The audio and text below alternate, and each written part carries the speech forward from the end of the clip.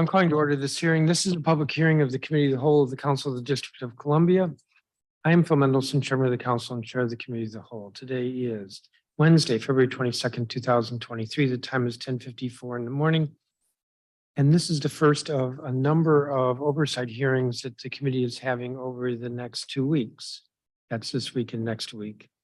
The hearing today is to consider agency performance for the following agencies: Metropolitan Washington Airports Authority, Metropolitan Washington Council of Governments, District of Columbia Auditor, the New Columbia State Commission, and the DC Retirement Board. The first two of those agencies technically aren't under the jurisdiction of the district government. They're independent authorities, COG and MWAA, but the jurisdiction with regard to oversight and issues would come under the Committee of the Whole. And every year those agencies have been good enough to, or organizations have been good enough to participate in these performance oversight hearings. Tomorrow, Thursday, the 23rd, we will have an oversight hearing of the Office of Zoning, Office of Planning, and the Department of Buildings.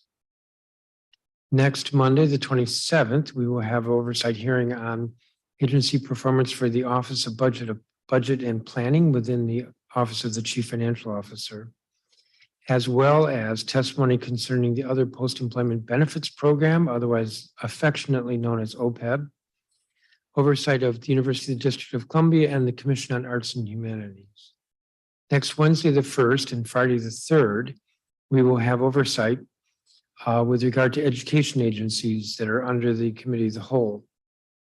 That would include the District of Columbia Public School System, the Public Charter School Board, the State Board of Education, the Deputy Mayor for Education, and the Office of the State Superintendent on Education.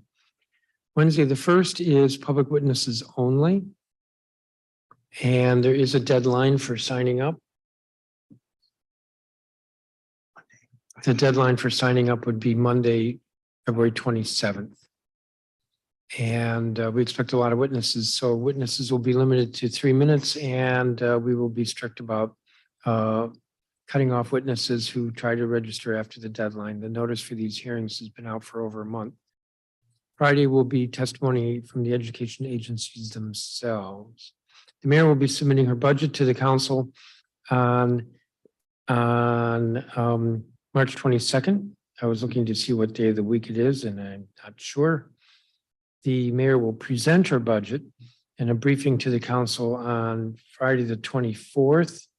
And then the Committee of the Whole will have the first of several budget hearings on March 28th. Getting back to today, today's hearing will be on the following in this order: Metropolitan Washington Airports Authority, followed by the Metropolitan Washington Council of Governments, followed by the District of Columbia Auditor, followed by the New Columbia State Commission, concluding with the DC Retirement Board. I'm going to recognize colleagues who are here in just a second, but we're going to let into the hearing room the following witnesses who wish to testify regarding the Metropolitan Washington Airports Authority: Ken Buckley, who's representing the Palisades Community Association; Paul Blair and Samblu Bora, who are both representing SEIU Local 32BJ; Stephen Baldy, who's listed as founder and president of the Baldy Management Group; Claire Carlin, who's Vice President, Partnership and Alliances at Destination DC; Jeannie Collins Carr, who is President of the Capital City Chapter of the Lynx. So while they're being let in, let me turn to colleagues. Councilmember Matt Fruman is here. I don't know if you have an opening statement, but if you do, this is your opportunity. Thank you very much, Chairman Mendelson. I'll be very brief. I'm very much looking forward to participating in this hearing. I want to thank in advance Ken Buckley for his great work on behalf of the communities affected by airplane noise. The Metropolitan Airports Authority is a very important institution with important goals to support the economy of the district, but also to try to help us to deal with some of the issues around airplane noise that affects many communities. So I'm going to want to explore with both the witnesses and the authority what kinds of things we might be exploring in order to minimize the impact of airplane noise. Very much look forward to hearing from the Council of Governments. We are in a period where we very much need regional cooperation, and I'll be curious to hear about their work and ask questions about it. Very grateful to the work of the auditor. Kathy Patterson's done a sensational job, and we'll want to plumb some of the things that she's dug into over the years. And of course, statehood, critical priority that feels even more critical this week than before. I don't know that it can ever be fade from being critical, but it sure is highlighted in these recent weeks. So with that, I'll stand down and look forward to hearing from our witnesses and having an opportunity to ask questions. Thank you. Thank you, Council Member. I neglected to note that this hearing is being broadcast live via the Zoom video conference broadcast platform. And it's also streaming on the chairman's website, which is www.chairmanmendelson.com/live. I'll repeat that, www.chairmanmendelson.com/live. And it also is available on the council's website, which is www.dccouncil.gov. Again, dccouncil.gov. Mr. Buckley, let's begin with you. Good morning, and sorry to keep you waiting.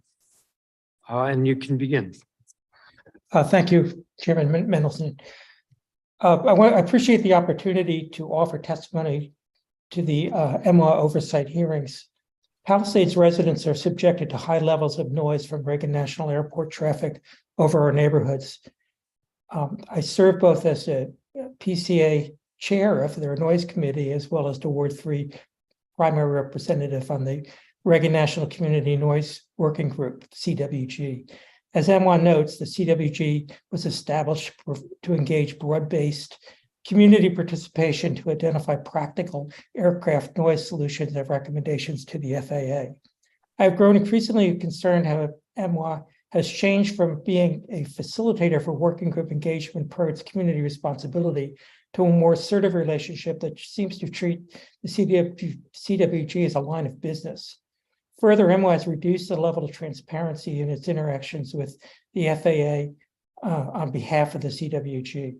I'd like to cite a few examples. First, due to the pandemic, MWAA changed meetings from a monthly to quarterly schedule. However, with passenger traffic at the DCA returning to pre-pandemic levels, so have the number of noise complaints.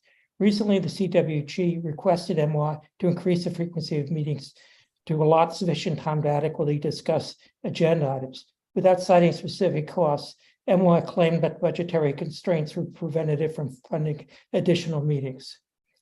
Second, aircraft flights from Reagan National's main runway can go either north or south flow.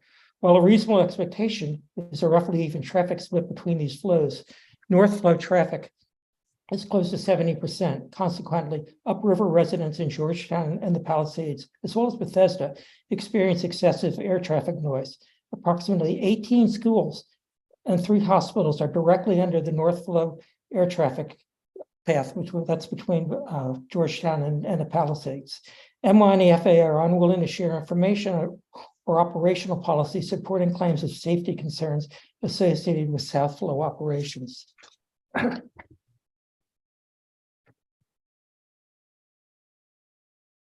The third is developing initiatives to address aircraft noise-related problems requires highly technical analyses to assess operational and engineering challenges.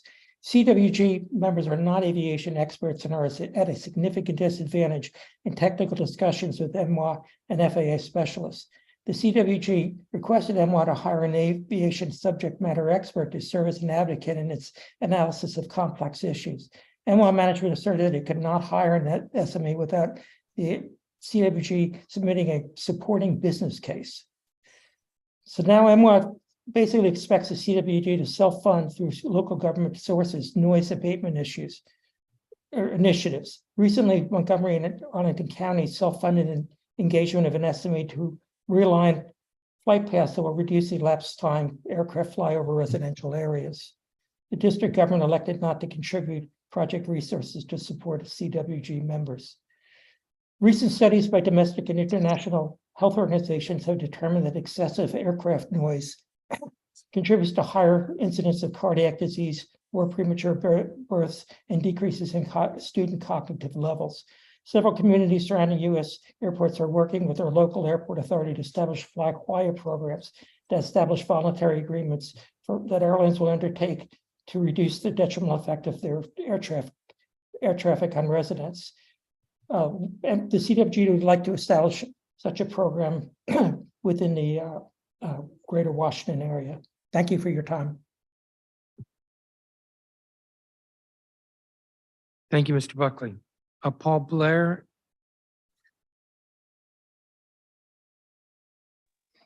Can you hear me? I can hear you. Good morning, dear Chairman Mendelson and council members. Before I begin, I want to say thank you for taking time to hear my testimony. Can you see me? I cannot see you. Your video's not on, Mm. but I can hear you. I don't know why. I'm gonna worry about the technical part later because I want to get this testimony. I'll be trying to mess with my screen. I want to go off. Okay. Yes, but please proceed. I apologize if you can't hear me. I'm at seeing. I apologize. My name is Paul Blair, and I am a contract worker. And I clean cabin airports at Dallas Airport, and I have constant pain, and I suffer from pain in my heel, in my knees, and in my joints. I have a debilitating migraine headaches. Sometimes it makes it impossible for me to come to work, but I come to work in pain day in and day out. Do you know why? I have no choice. What choice do I have? Because I don't have paid sick leave, I can't take off and go see a doctor. Recently, a few years ago, I discovered I had an enlarged heart and irregular heartbeat, but I cannot get checked up with my cardiologist because I'm not covered by anything or anyone. We can't afford our employer's health plan. It's so astronomical, I have to make decisions on whether to pay my rent, whether to pay my car note, and I can't make those decisions. So the payment's not even close. How would I be able to maintain my day-to-day livelihood if I'm trying to pay a premium that's going to take a lot of my money to pay full coverage for a health plan? That's why we need affordable health care, which brings us here today, asking for affordable health care and paid sick leave. I try to work overtime just to be able to pay for medications, even though working overtime overworks my body a little bit more than I want to. I also say it's going to leave me in a situation where I have to make decisions, and my decisions are do or die. I have no decision. They're not options.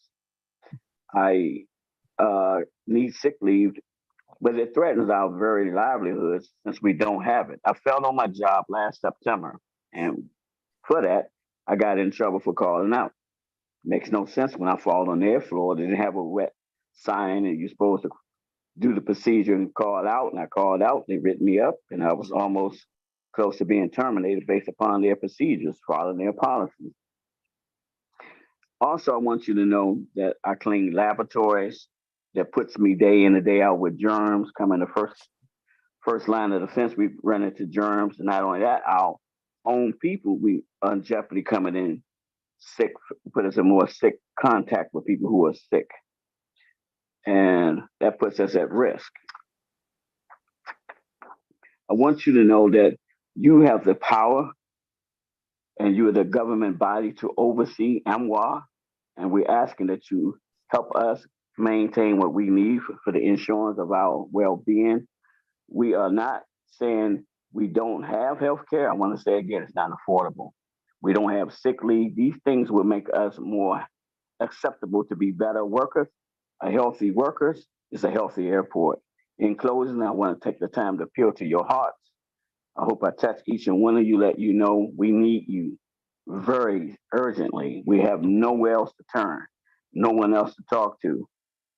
Thank you for your time. I'm sorry you couldn't see me, but I hope you could hear me. Thank you We so could much, hear you. gentlemen. I appreciate the time. We could hear you, Mr. Blair. Thank you for your testimony. Ms. Bora?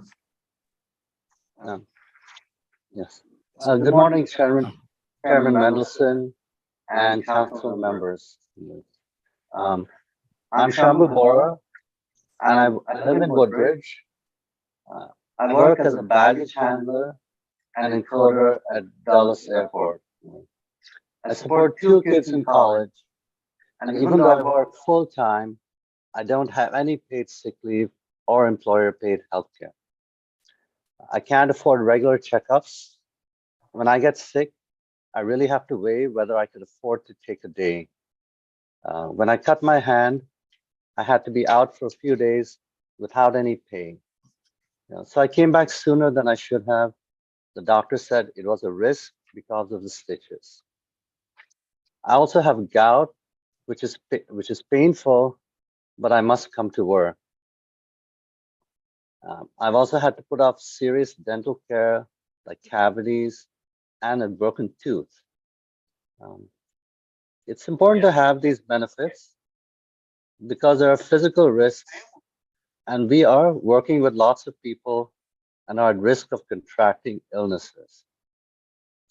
Especially during COVID, I'd see people at work who were sick, and I knew if they had paid sick leave, they could take care of themselves, and we would all feel safer as well. So we need to be able to take care of ourselves. We can only do that with paid sick leave and employer-paid healthcare.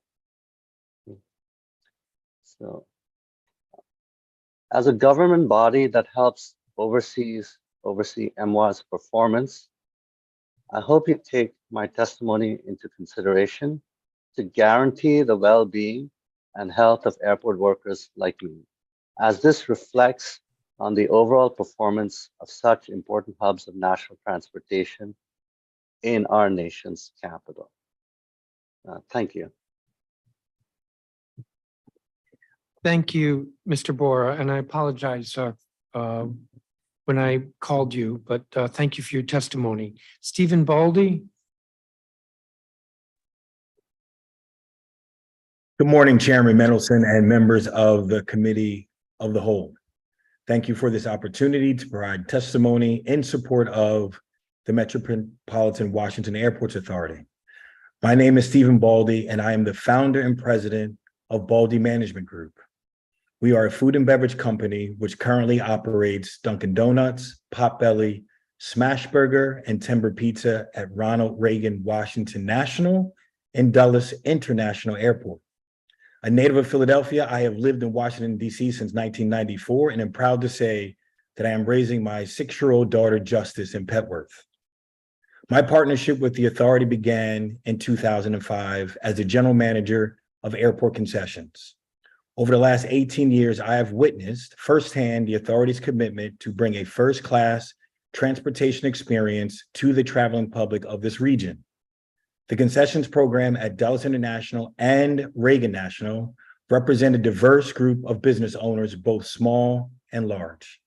Specifically for BMG, having equal access to compete for contracting opportunities at both airports through the ACDBE program has significantly benefited our company and the many DC residents who we support through employment. That said, operating post-COVID has brought its challenges. For more than a year, many concession locations at both airports were forced to close and are still battling back. Recruiting and retaining talent, navigating disruptions in the supply chain, and absorbing the negative impacts of inflation are daily challenges business owners still face. To effectively solve for these problems, all stakeholders have relied on creativity, collaboration, and recurring communication amongst each other. No matter the size of your company, MWAA has consistently provided opportunities for multiple perspectives to be voiced and taken under consideration when contemplating matters of governance. Now, it would be disingenuous for me to testify that business owners and MWA always end up on the same side of the business issues we navigate. But their doors are always open, ears are committed to listening, and actions often reflect a desire to participate in true partnership with its suppliers. It is hard to imagine how our company would have survived shuttering our businesses during COVID without this level of access and engagement with the authority. I stand in front of the council today in full support of and faith in the Metropolitan Washington Airports Authority and its leadership. Thank you, Mr. Baldy. Claire Carlin.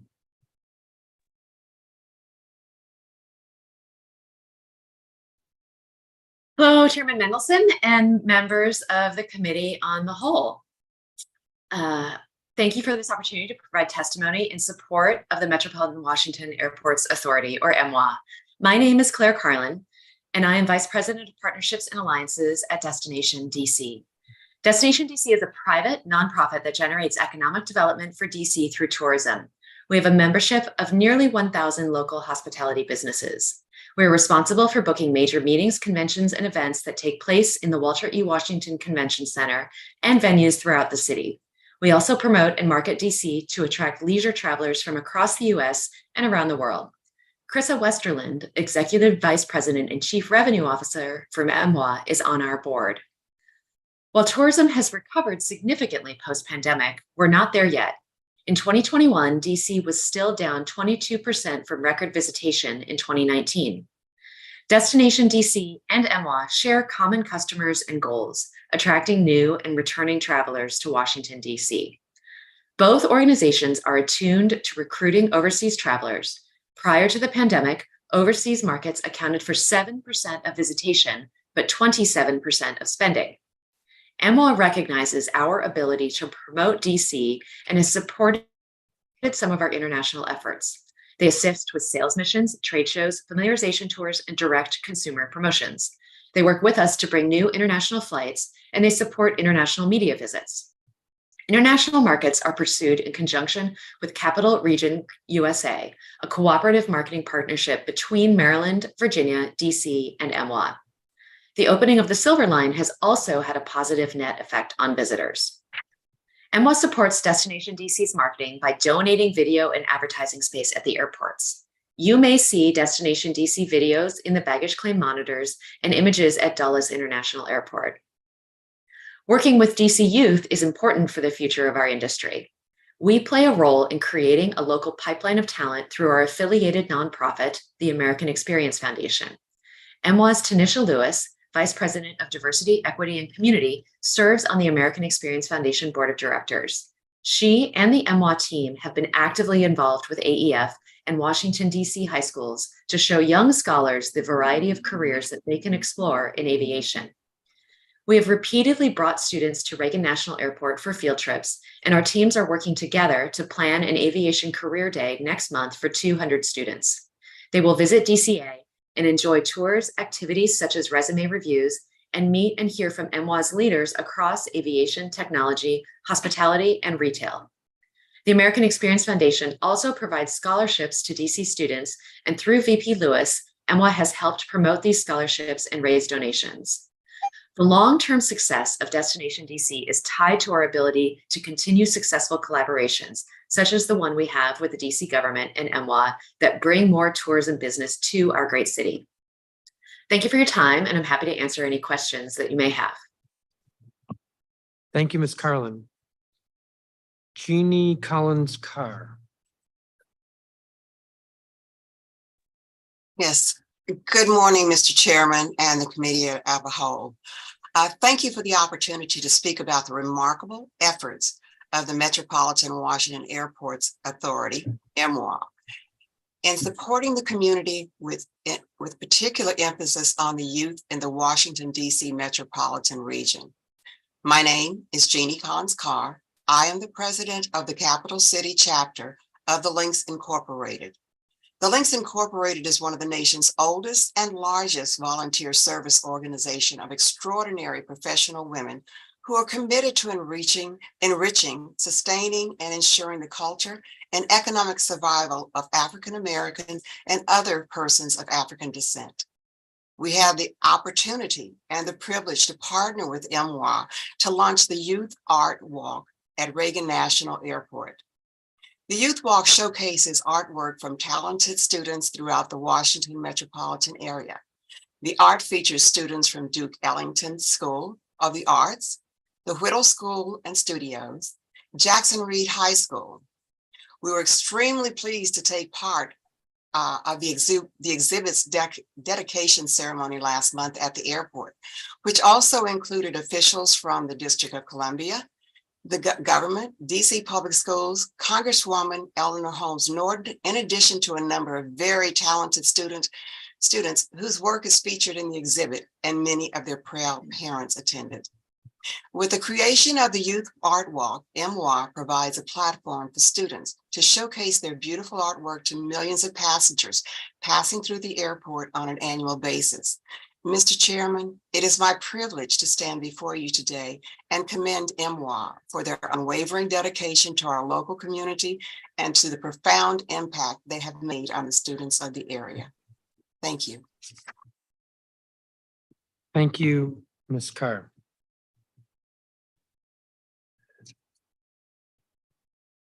I had a couple of questions.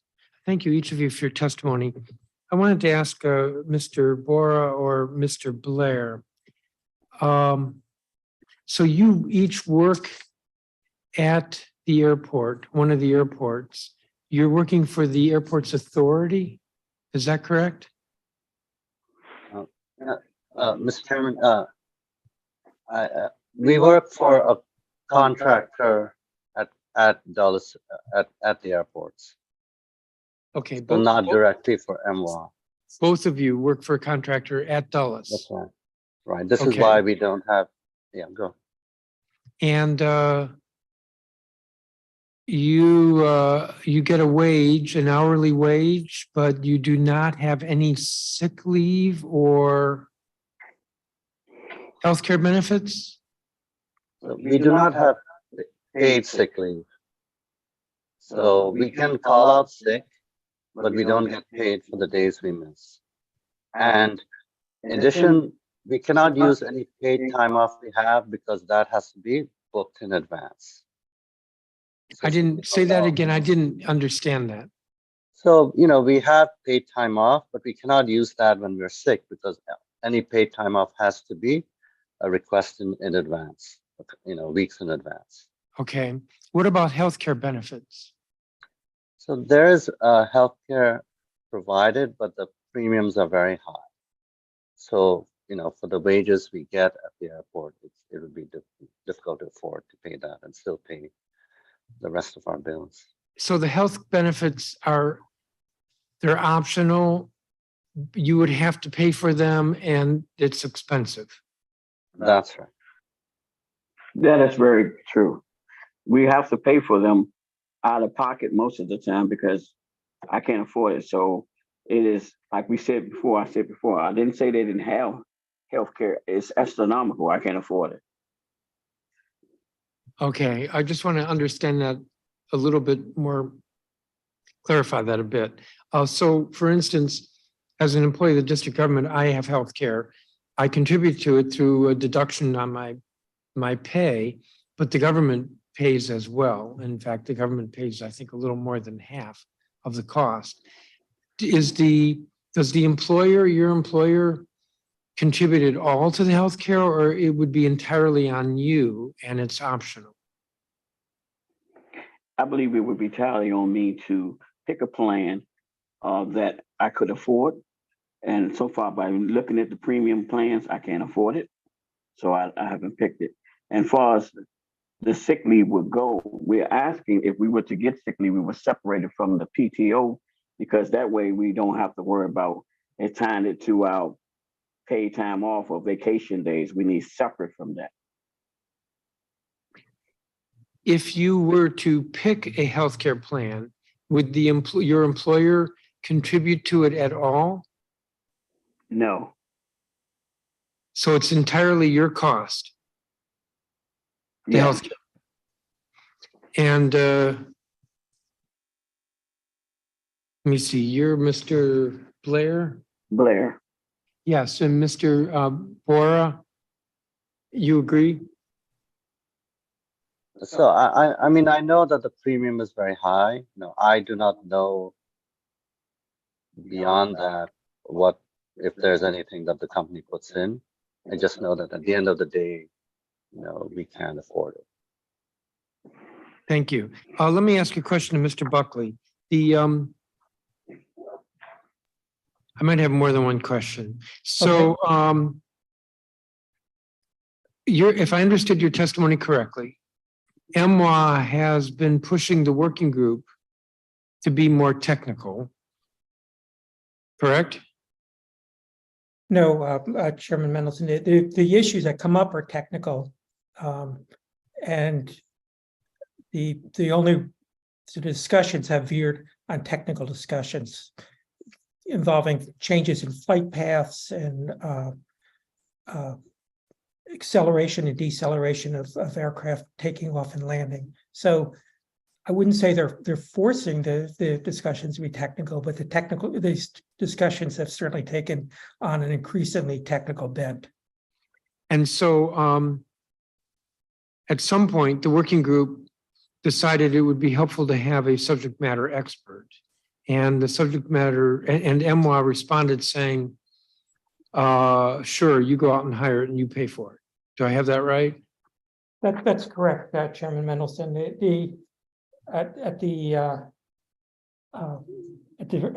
our April 25th, 2019 CWG meeting, it's in the notes that MWA publishes. We were told that MWA is a nonprofit organization that's not part of the government, has no access to taxpayer funds for its operations. Consequently, no MWA funding is designated for the working group's operations or research projects. Any funds for the working group must be approved by MWA senior management for funding consideration.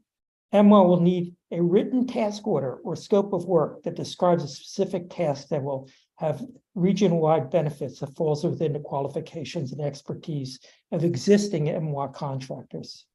Depending on the cost, the working group may need to consider alternate funding sources, including local jurisdictions. That didn't sound like MWA said no. It just said there's this process. They said, the point was that they did say no. I mean, they have no access. They said they had no funding for MWA or for the community work group. The community work group, Chairman Mendelson, we're just volunteers. We don't have any funding, outside funding. Some of the working group members from other jurisdictions like Arlington and Montgomery County are actually part of their local government, so they can reach in and grab some funding, but we have nothing. And so we were asking MWA just to engage one of their, as a subject matter expert to assist us in our discussions, because we felt we were outgunned by MWA and FAA aviation experts. None of us really have an aviation background.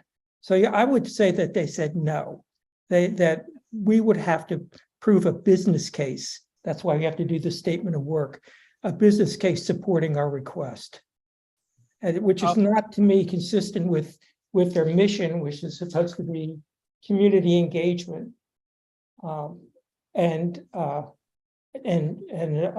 to foster participation to identify practical aircraft noise solutions or recommendations to the FAA, which they have in their mission statement.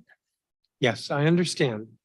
You said you testified recently Montgomery and Arlington County self-funded engagement of SME. How recent is recently? So that was in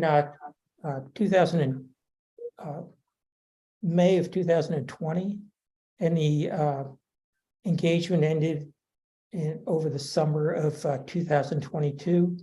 And that was to realign the aircraft path arriving from the north into National Airport. During inclement weather, approximately 50% of the aircraft coming into Reagan don't have the avionics to be able to follow a course over the river. So usually they do a river visual when the ceiling the ceiling allows it, but when the visibility goes below 3,000 feet, they would follow this beam, and it was a straight line path, and that was really annoying to the residents in Palisades because they came over way east of the river over neighborhoods. So in order to redirect that, we really needed an aviation expert that understood flight paths. I don't understand flight paths. I don't think any of the other people do. So Montgomery and Arlington pooled their money and hired a company, and they came up with a GPS guided path that all airplanes will be able to follow, and that should really reduce. When it's implemented within the next 2 years, it should significantly reduce the airplanes that go over the residential areas of the Palisades and reduce some of the complaints. You left me a little confused at the beginning. So what was recently, May 20 or 22? So they engaged them in May 2020. It was a 2-year study, it's a 2-year project. And it ended over last summer in August. Okay. And the recommendations that were forwarded to from the CWG were approved by MWAA and forwarded to the FAA this past January. So it's too soon to say what FAA is going to do. Oh, they've committed to implementing the path, and they were part of the process. The project involved the members of the community work group, the SMEs, MWAA representatives, and FAA technicians. So then it sounds like mission accomplished. It was accomplished, right? But it was self-funded. Okay, so when Jack Potter is before me in a few minutes, if I start pounding the table and saying, you need to fund this, it's past tense. Well, it's past tense for this, but I ended my my testimony on talking about a couple issues. One is the north-south flow balance. Right now, there's an imbalance of northbound flights, so there's more noise coming over communities north of the river. The other is a Fly Quiet program, which is a voluntary program that we'd like the MWAA to engage with airline companies, where they would take voluntary steps to reduce their noise. In particular, we would like to focus on nighttime noise. Traditionally, there was kind of a gentleman's, I'm not trying to be sexist or anything, but it was a general agreement with Reagan many years ago that there were not going to be there would be no flights coming into Reagan after 10 a.m. or after 10 p.m. and before 6 a.m. And that's changed. So there's a significant amount of traffic that comes in over the night, and people get woken up. So one of the Fly Quiet initiatives would be to reduce that and to address the north-south flow, and to see if there's other things that can be done.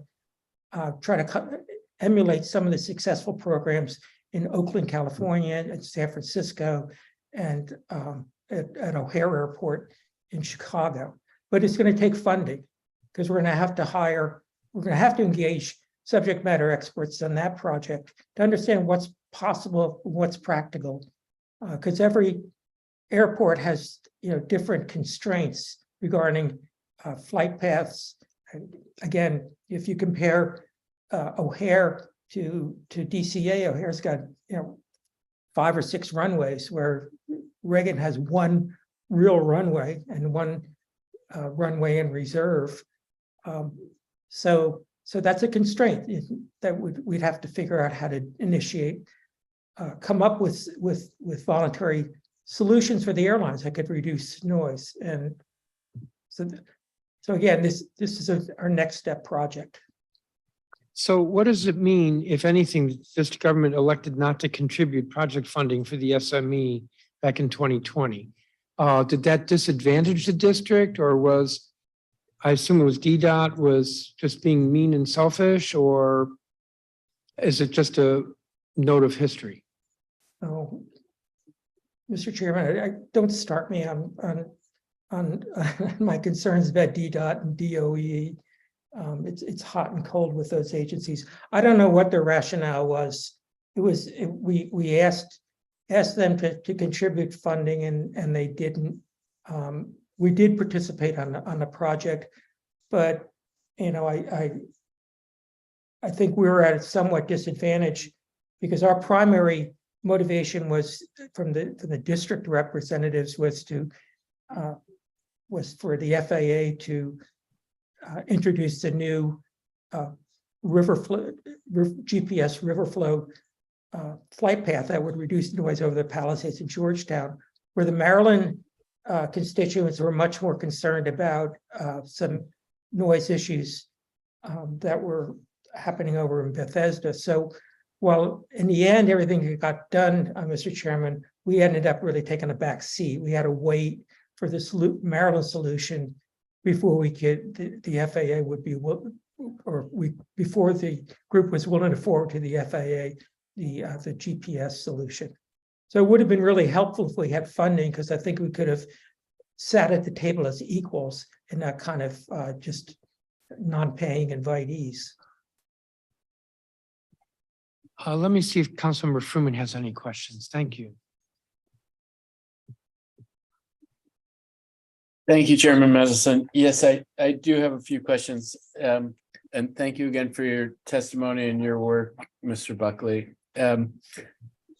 My takeaway of it is that in terms of the subject matter experts in this last generation of work that was done, it came out okay in the end, because even though we didn't have a subject matter expert on the team of the DC representatives of the working group, in the end, it solved itself in a way that makes sense from the DC perspective, that the flights under, am I right that it's referred to as the next gen program, No. will stay over the river? No? No, the next gen program was a program that the FAA introduced in 2015 that consolidated air traffic and actually made noise worse. I see. So this initiative was to try to abate some of the issues that cropped up from the next gen. From the next gen. So, but in terms of now, this narrows the flight paths even more, so they stay over the river and they do they have the least adverse impact on the residences once this gets implemented. Is that right?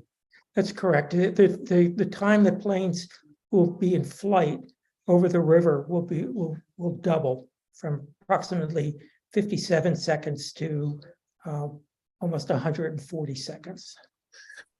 And are there any residences? One of the things that was described to me about the next gen program is that it did make noise better for some people and much worse for others, because it had many more flights flying over certain houses, not over a dispersed set of houses.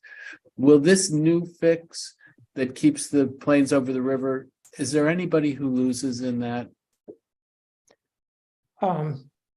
Georgetown's, and they know about it, and they were gracious enough to accept it. They'll have a minor increase in noise because they'll have a little bit more. Before with the LDAZ or the beam that the planes followed, they were actually avoided Georgetown. They came in from the west. So that's moved a little bit to the east, but we were very conscious. One of the objectives of the redesign was not to disadvantage any localities. So we didn't want to take noise from DC and push it over to Virginia. We wanted to come up with something that was equitable, that everyone kind of shared in a better phrase, shared in the misery. Anybody to be more miserable than others.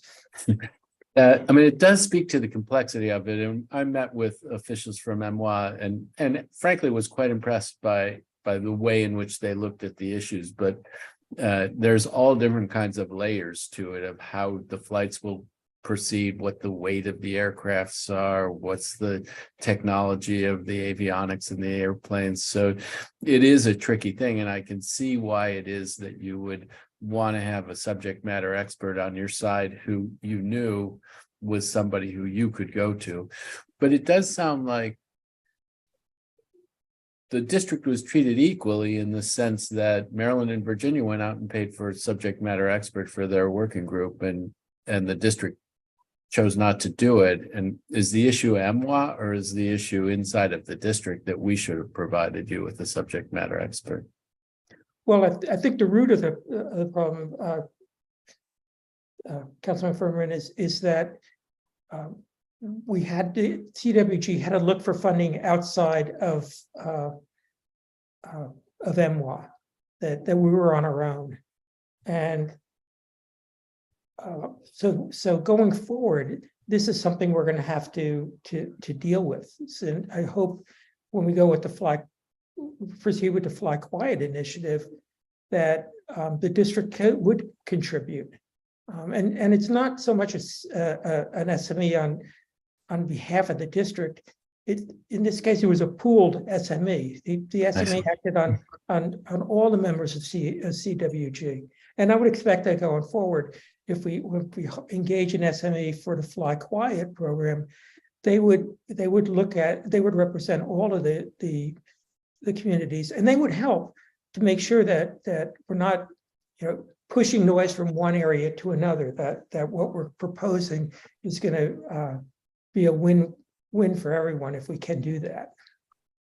And for the Fly Quiet program, what do you think is the scale of the cost of having a subject matter expert that would serve all of the communities? So the cost for this last engagement that was completed was a little bit north of $200,000, and I would expect with the Fly Quiet program that it would be about the same amount. So that was in total. So that was equally split between Arlington and Montgomery. If it's the same amount, then I would be looking about $80,000, $80,000 to $100,000 from the district share. Okay, well, that's helpful to know. We're going to hear testimony from the Council of Governments, Metropolitan Council of Governments. Does the Metropolitan Council of Governments play any kind of to see them play any kind of role in this? No, but I do have a question that you might want to ask them that we couldn't get I couldn't get a good answer. About a year and a half ago, the CWG looked at the plans for Crystal City, development of Crystal City in Arlington, as a result of Amazon moving to the area, and including Virginia Tech wanting to build a new campus. So there's going to be a number of large buildings. And it was a big study, but one of the appendixes was the effect of the tall buildings on airspace. And there was a study from the responses from the FAA concerning the height of some of the buildings. And one of the things that one of the solutions was well, if they build a high rise that intrudes into the landing path or the takeoff path, they could just move it east. Well, moving it east would affect certainly affect on the southbound. South flows would affect wards 7 and 8. So that would be, to me, would be something that I would hope that the Council of Governments would look at that as a regional problem. Okay, that's very helpful.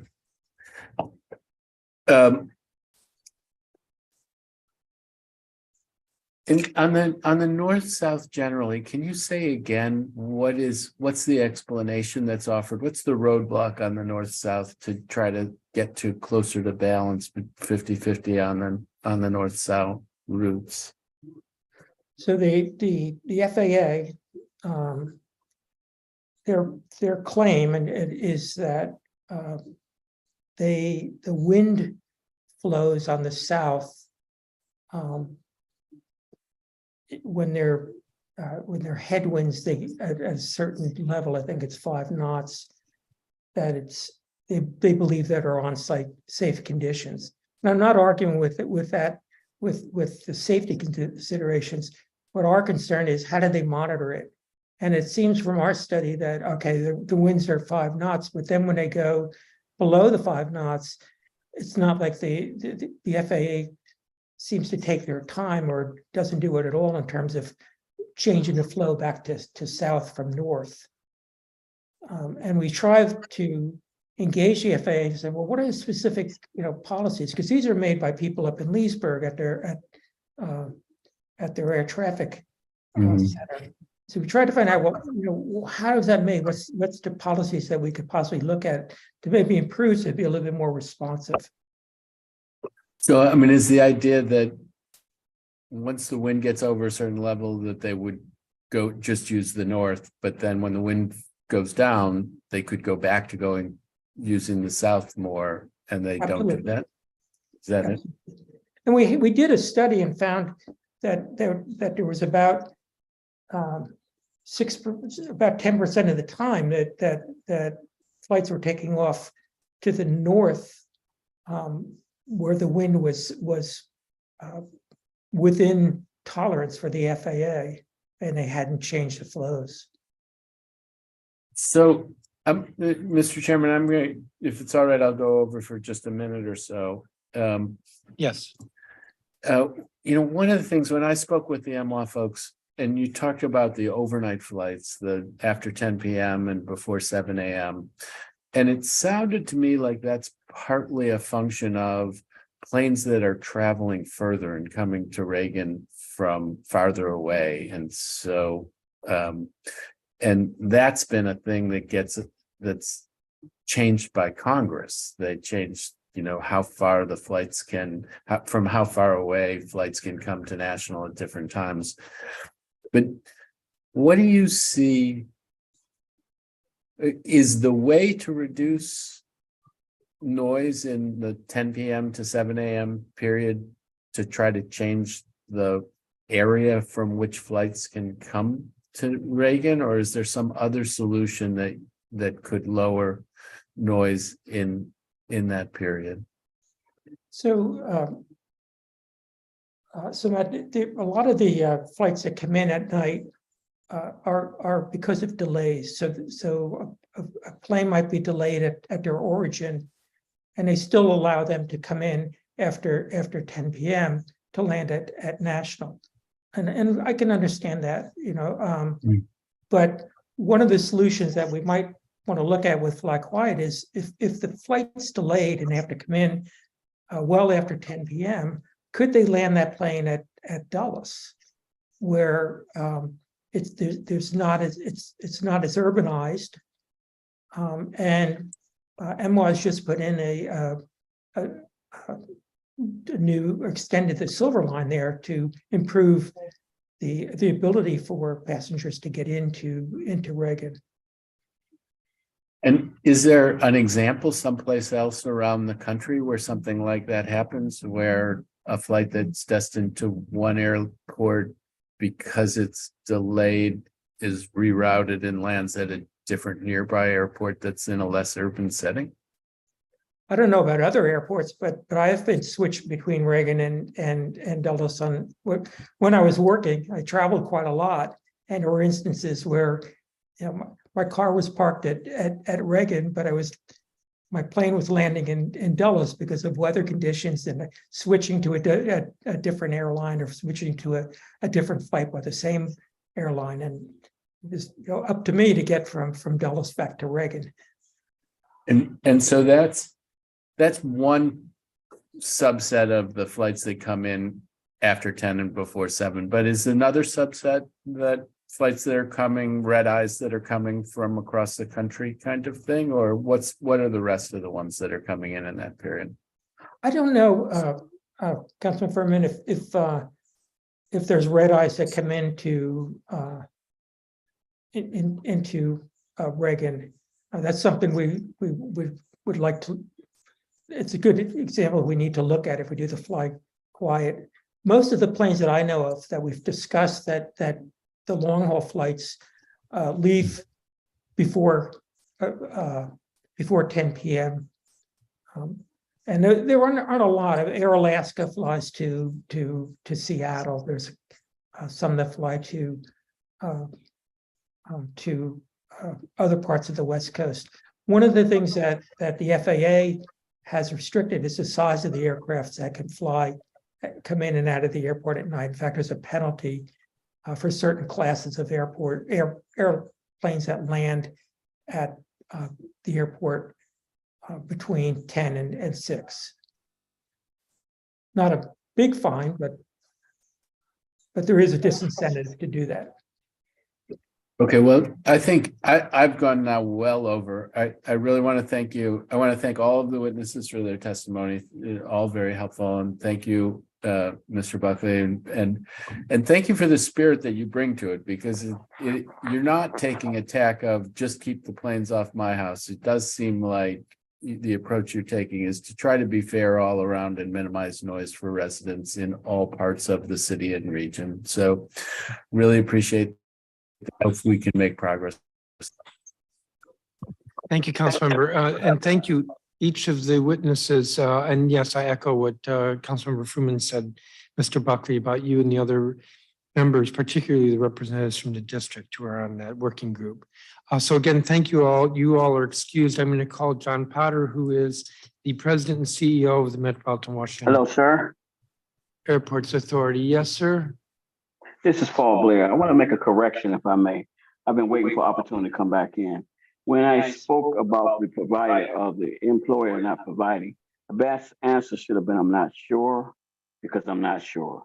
So I want to say I spoke erroneously by saying they don't, when I'm pretty sure they do. I just don't know the amount. Sure. Thank you. Thank you for the clarification. You're so welcome. Thank you. So if Mr. Potter could come forward, and everyone else will be excused. I think technically the way it works is that we admit Mr. Potter to the witness room or whatever it's called on Zoom. Although he has to click a button to enter.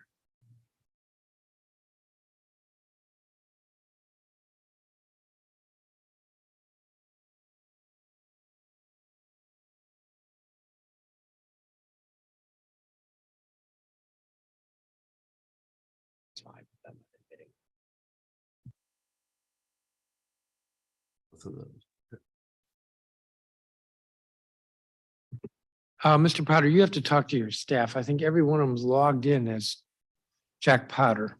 And I believe there's only one of you.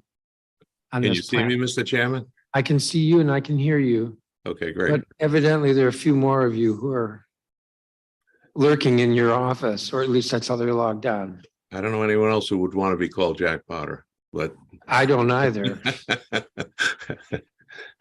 Why don't you begin? I believe we have 2 statements from you, but I might be wrong, a long version, a short version. yeah, I have an oral version and then I have a longer version, Mr. Chairman, Yes. and you have Okay. it for the record. Okay, So if it's all right, I'll begin. please. Thank you. Good morning, Mr. Chairman and members of the committee, and thank you for the opportunity to appear today.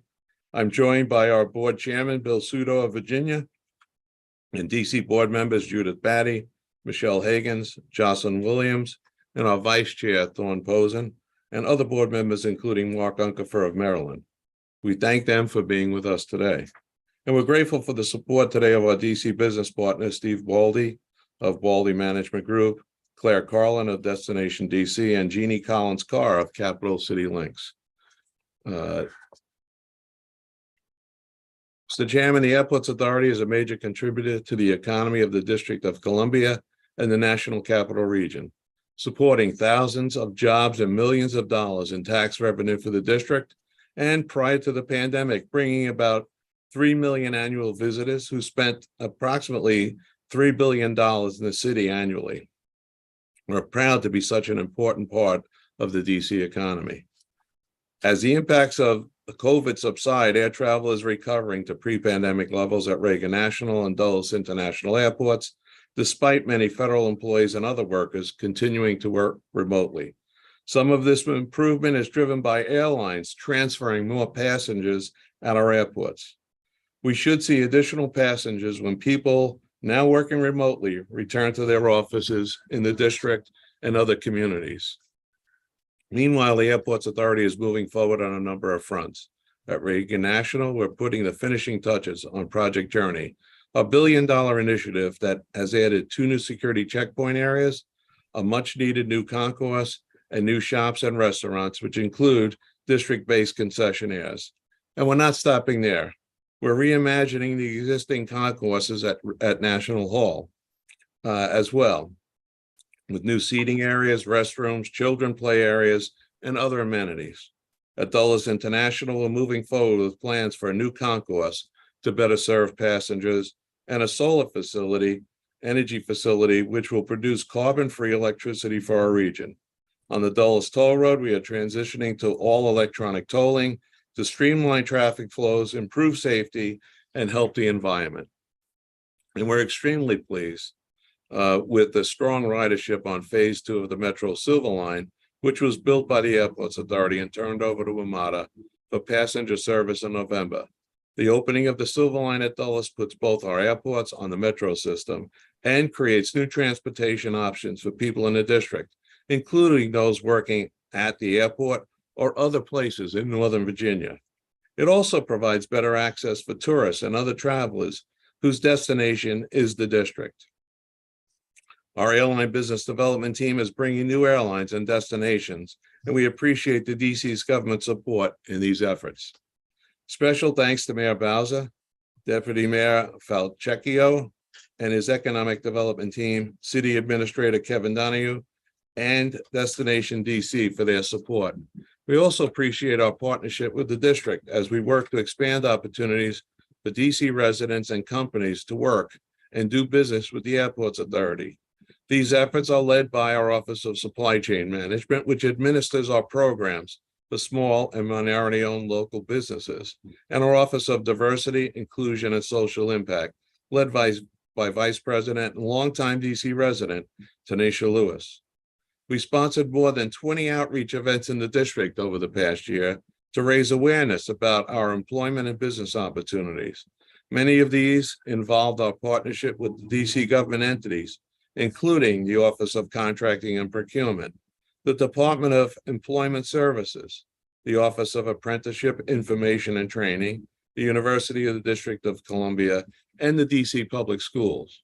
We're also involved with community organizations like the Washington Area Community Investment Fund in the Anacostia neighborhood and the DC Chamber. And we are promoting our business opportunities in the Department of Small and Local Business Development's 2023 Green Book. Mr. Chairman, the Airports Authority now has more than 50 active contracts with DC companies, totaling nearly $110 million. And our Small Business University program, which prepares companies to work with the Airports Authority and succeed in their broader businesses, has graduated 38 DC companies, several of which have gone on to win Airport Authority contracts. Our school partnerships include numerous job and career fairs at Roosevelt, Dunbar, Cardozo, Coolidge, Eastern, Ballou, Bell Multicultural, Anacostia, Jackson Reed High Schools, and the Columbia Heights Education Campus, where students hear about careers in the aviation industry. We also donate items to the DC schools such as musical instruments, cameras, audiovisual equipment, and automotive repair supplies. We've even provided them with cars to work on. And we were honored a few weeks ago when Congresswoman Eleanor Holmes Norton and DC Public Schools Chancellor Louis Farabee joined us to dedicate an art exhibit, with works by students from Jackson Reed, Duke Ellington, and Whittle High Schools as part of our student walk program. These are just some of our interactions with DC government, business, and education entities. Mr. Chairman, the Airports Authority values our partnership with the district as we work together to serve our region's transportation needs. And I want to thank you for the opportunity to testify today. And I'm happy to answer any questions you might have. Thank you, Mr. Potter. I do have a few questions. And since this is virtual, I'll just repeat what I heard you say, which is the district's board members are present as well with you. Ms. Batty, Ms. Higgins, Mr. Posen, and Mr. Williams, correct? Yes. So it's Yes, great sir. that they're here. I have a number of questions for you. One set of questions has to do with what more you could be doing with regard to recruiting district businesses. A second concerns some labor issues, but I want to start with this. Just to be clear, in terms of your board, all the seats are filled right now, Maryland, Virginia, the district, but the federal government has 2 vacancies. Am I understanding that correctly? That's correct, Mr. Does that Chairman. create any problems for you? Well, it doesn't create problems. We we still have 15 members, so we have plenty of members. And so we do have one federal appointee, but it would be, beneficial to have all seats filled. Do you have any idea why there are the 2 vacancies? I assume that's been for a couple of years since President Biden came in. We had vacancies for, I think there were no seats filled for about 3 years. And then we have a recent appointee from President Biden who was approved by the Senate last year, and it has joined our board. And that's Mr. Burton. Yes, sir. And remind me what the criteria are for the presidential appointees. They're Senate nominated, presidentially nominated and Senate approved. But are they from the area or from outside the area? They generally are from outside the area. The theory being that they would be more understanding of the passenger experience. It depends on who's appointed, sir. Okay. We sent you some pre-hearing questions. You responded. Thank you very much. Your pre-hearing answers referenced a new Office of Diversity, Inclusion, and Social Impact, which does outreach on business opportunities and career opportunities for MWAA. In particular, that office is partnered with our DC public school system to introduce students to career opportunities in the aviation sector. You've also committed over the years to do more business with DC entities, DC businesses. Has MWAA been able to track to what extent these outreach efforts have resulted in bringing in new employees and new business opportunities? Yes, we have. I don't have the details in front of me, but we could share that with you. We're particularly proud of the businesses that have graduated from our business university. And we have numerous folks who've been recruited out of high schools and DC University to come and work at the Airports Authority. We're working very closely with the technical schools. We have a new number of apprentice opportunities for people to come in and learn the trades, and that has proven to be very beneficial for both the district as well as the Airports Authority.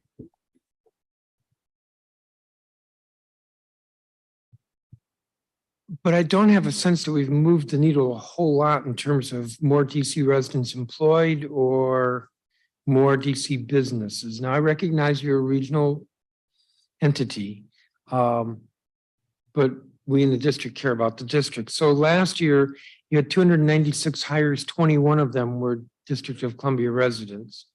And you have 1,556 employees, 1,556 employees, and 58 of them are district residents. That's correct. That's correct. And we have over 200 vacancies. And I would encourage people to come from the district and apply for our jobs. So Chairman, if people are qualified, if they pass the background check, and if they're reliable employees, we have work for them. But they have to apply, they have to compete. And so, again, we find it difficult to get people to leave the district where there are plenty of vacant jobs and come across the river or travel out to Dulles Airport, some 23 miles for position. So again, we're a welcoming organization. We strongly encourage people to district residents to come and apply for our jobs. And we're actively recruiting in the district, as was described earlier, all the different job fairs that we go to, all of our efforts with the school system to try and get district employees to come our way. And if you have any suggestions on what else we can do, please share them. We're ready, willing, and able to step up and see what we can do in that regard. How closely do you work with Department of Employment Services, the District Department of Employment Services? Very closely, sir.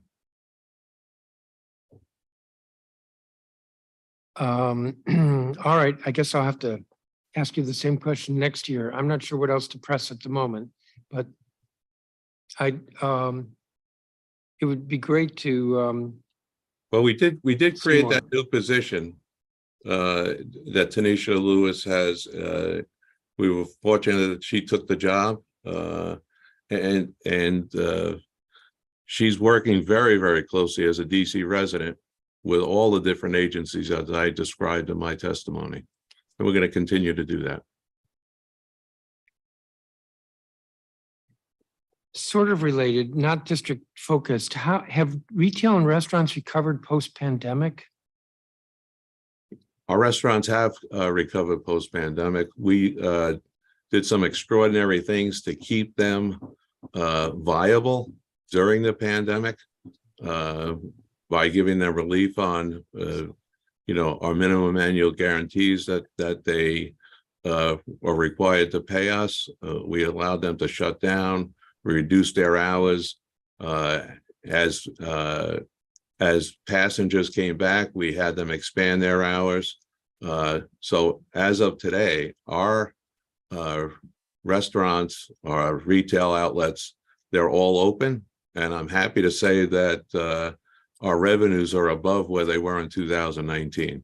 And I think our efforts to, as Mr. Baldy described, our efforts to work with those vendors and keep them from going bankrupt or leaving the airports authority have paid huge dividends for us at our airports, because as passengers came back, we were at the ready and able to open these stores and not have to recompete them. So I think that's been one of the huge success stories of the pandemic. What does that mean revenues are up? Is that because you get a commission, I think, on their business? Do you mean those revenues are up, or do you mean their revenues, their gross revenues are up? What I'm saying is total sales are up. And if total sales are up, we get a percentage of sales. So our revenues are up. And, everyone's benefiting from that, including the store owners. I believe National Hall's at National Airport. You've shifted the retail to be located after folks go through security. Has that affected, had any noticeable impact on retail or restaurants? Yes, it has. If you recall, National Hall was pre-security prior to the construction of 2 new security checkpoints. Today, National Hall is post-security. Those stores that are in National Hall, their sales are up significantly from pre-pandemic levels, because of the fact that people are able to dwell, take their time to shop.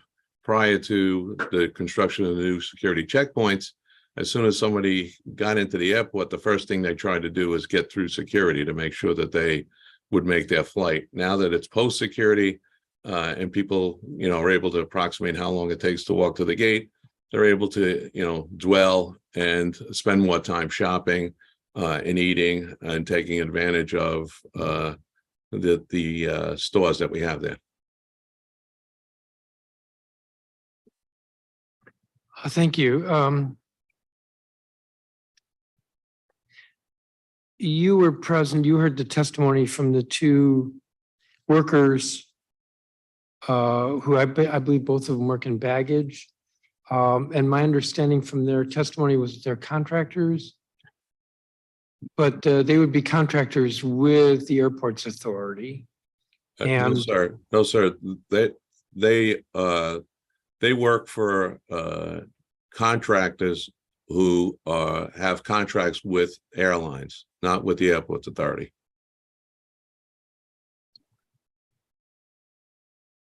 okay. So you have no relationship with them? No. But I understand, am I incorrect in this? Did MWA has been working with SEIU in terms of, how do I want to put this? Working conditions? Well, let me say this.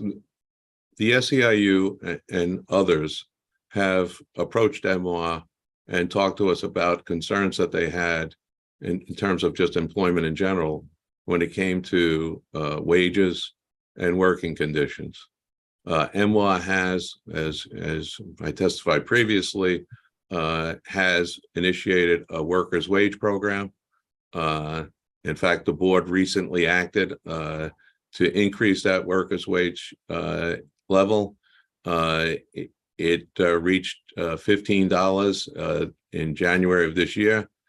So today it's at $15. The board has taken action to increase that to $16 in 2024. And beyond that, there'll be annual increases to that wage consistent with increases in the ECI for this region. Employer cost index for the region. And this would be, this $15 minimum wage this year is for MWA employees or for employees of like concessions? It's for all employees on the entire campus, whether they're MWA employees, concession employees, or workers contractors for the airlines on our campuses. But not the airline's employees, just the airline Well, contract. it affects anyone who has a permit to work on our campus. So that would include the baggage handlers, the folks that just spoke to us today. So why can't you do the same thing with regard to healthcare? Well, health is a little bit more complicated, and the board is looking into that and intends to have dialogue in the coming months in that regard. And we're very much aware of the requests that have been made by the SEIU in that regard. I mean, I have to say, I do think it makes sense that if a baggage handler gets sick, that they don't have to take unpaid leave. I think that's what the testimony was. That there ought to be, and it wasn't clear whether they have to pay the entirety of the of health insurance if they have health insurance. I think Mr. Blair tried to clarify that at the end, Mr. Chairman. Those workers are covered under the Affordable Care Act. And so there is an obligation of an employer to pay for health benefits and for the employee to contribute to those health benefits. And so, again, we're in the process now of taking a look at this. We're going to do a survey of all of our employers on campus to determine what benefits exist today, both in terms of leave as well as in terms of health benefits. Since many of these employees do not work for us, That's not something that we had required folks to report in the past. But our intent is to generate that information, prepare it for consideration by our board. And, you know, they may or may not take action in the coming months in that regard.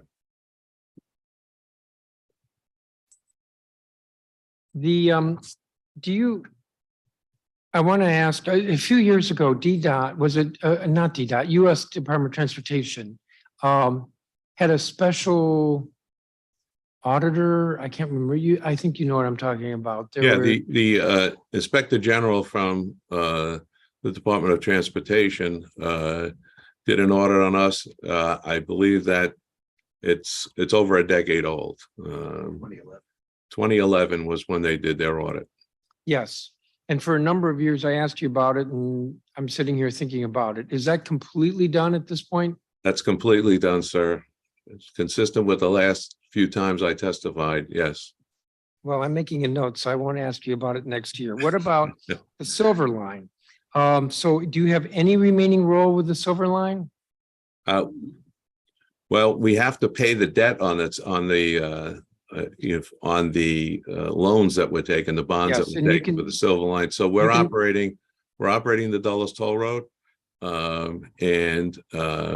You know, we use the toll money that's excess of our operating needs to pay down the $3+ billion in debt that's obligated to the toll road. In addition to that, we have a number of punch list items that we're continuing to work our way through with WMATA to completely close out the Silver Line. But WMATA is in full ownership of it. They have full care and custody, and obviously they're operating, the new stations out there. So the only thing left at this point are what you called punch list items. Yes, sir.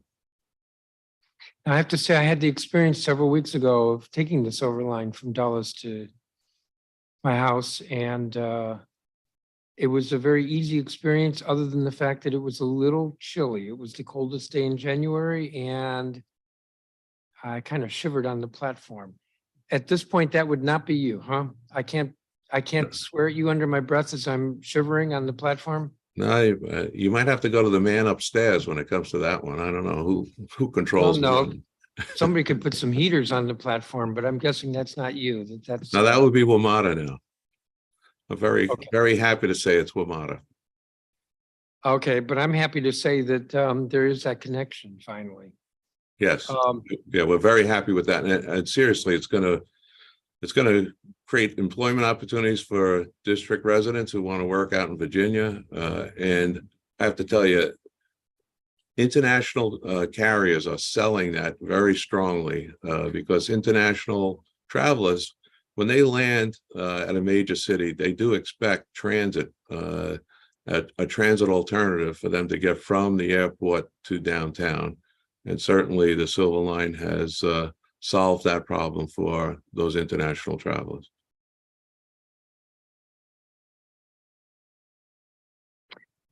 I think I ask you this question every year as well, and that is,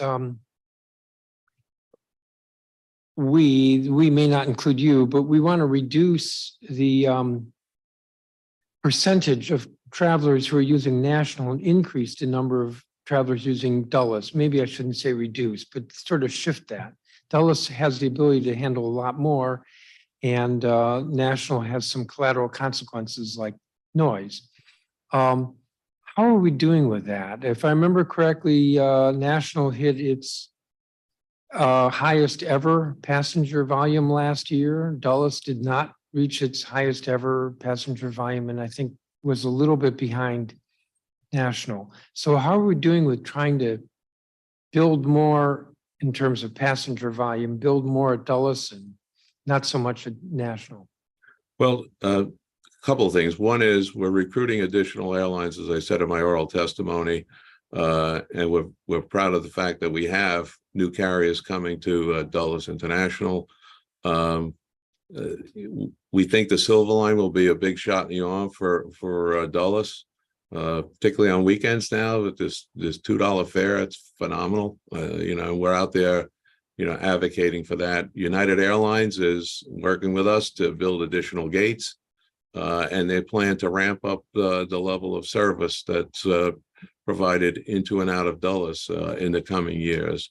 And that commitment is shown by, their commitment and their partnership in constructing these new gates. So, we'll continue down that path. I do believe as we see,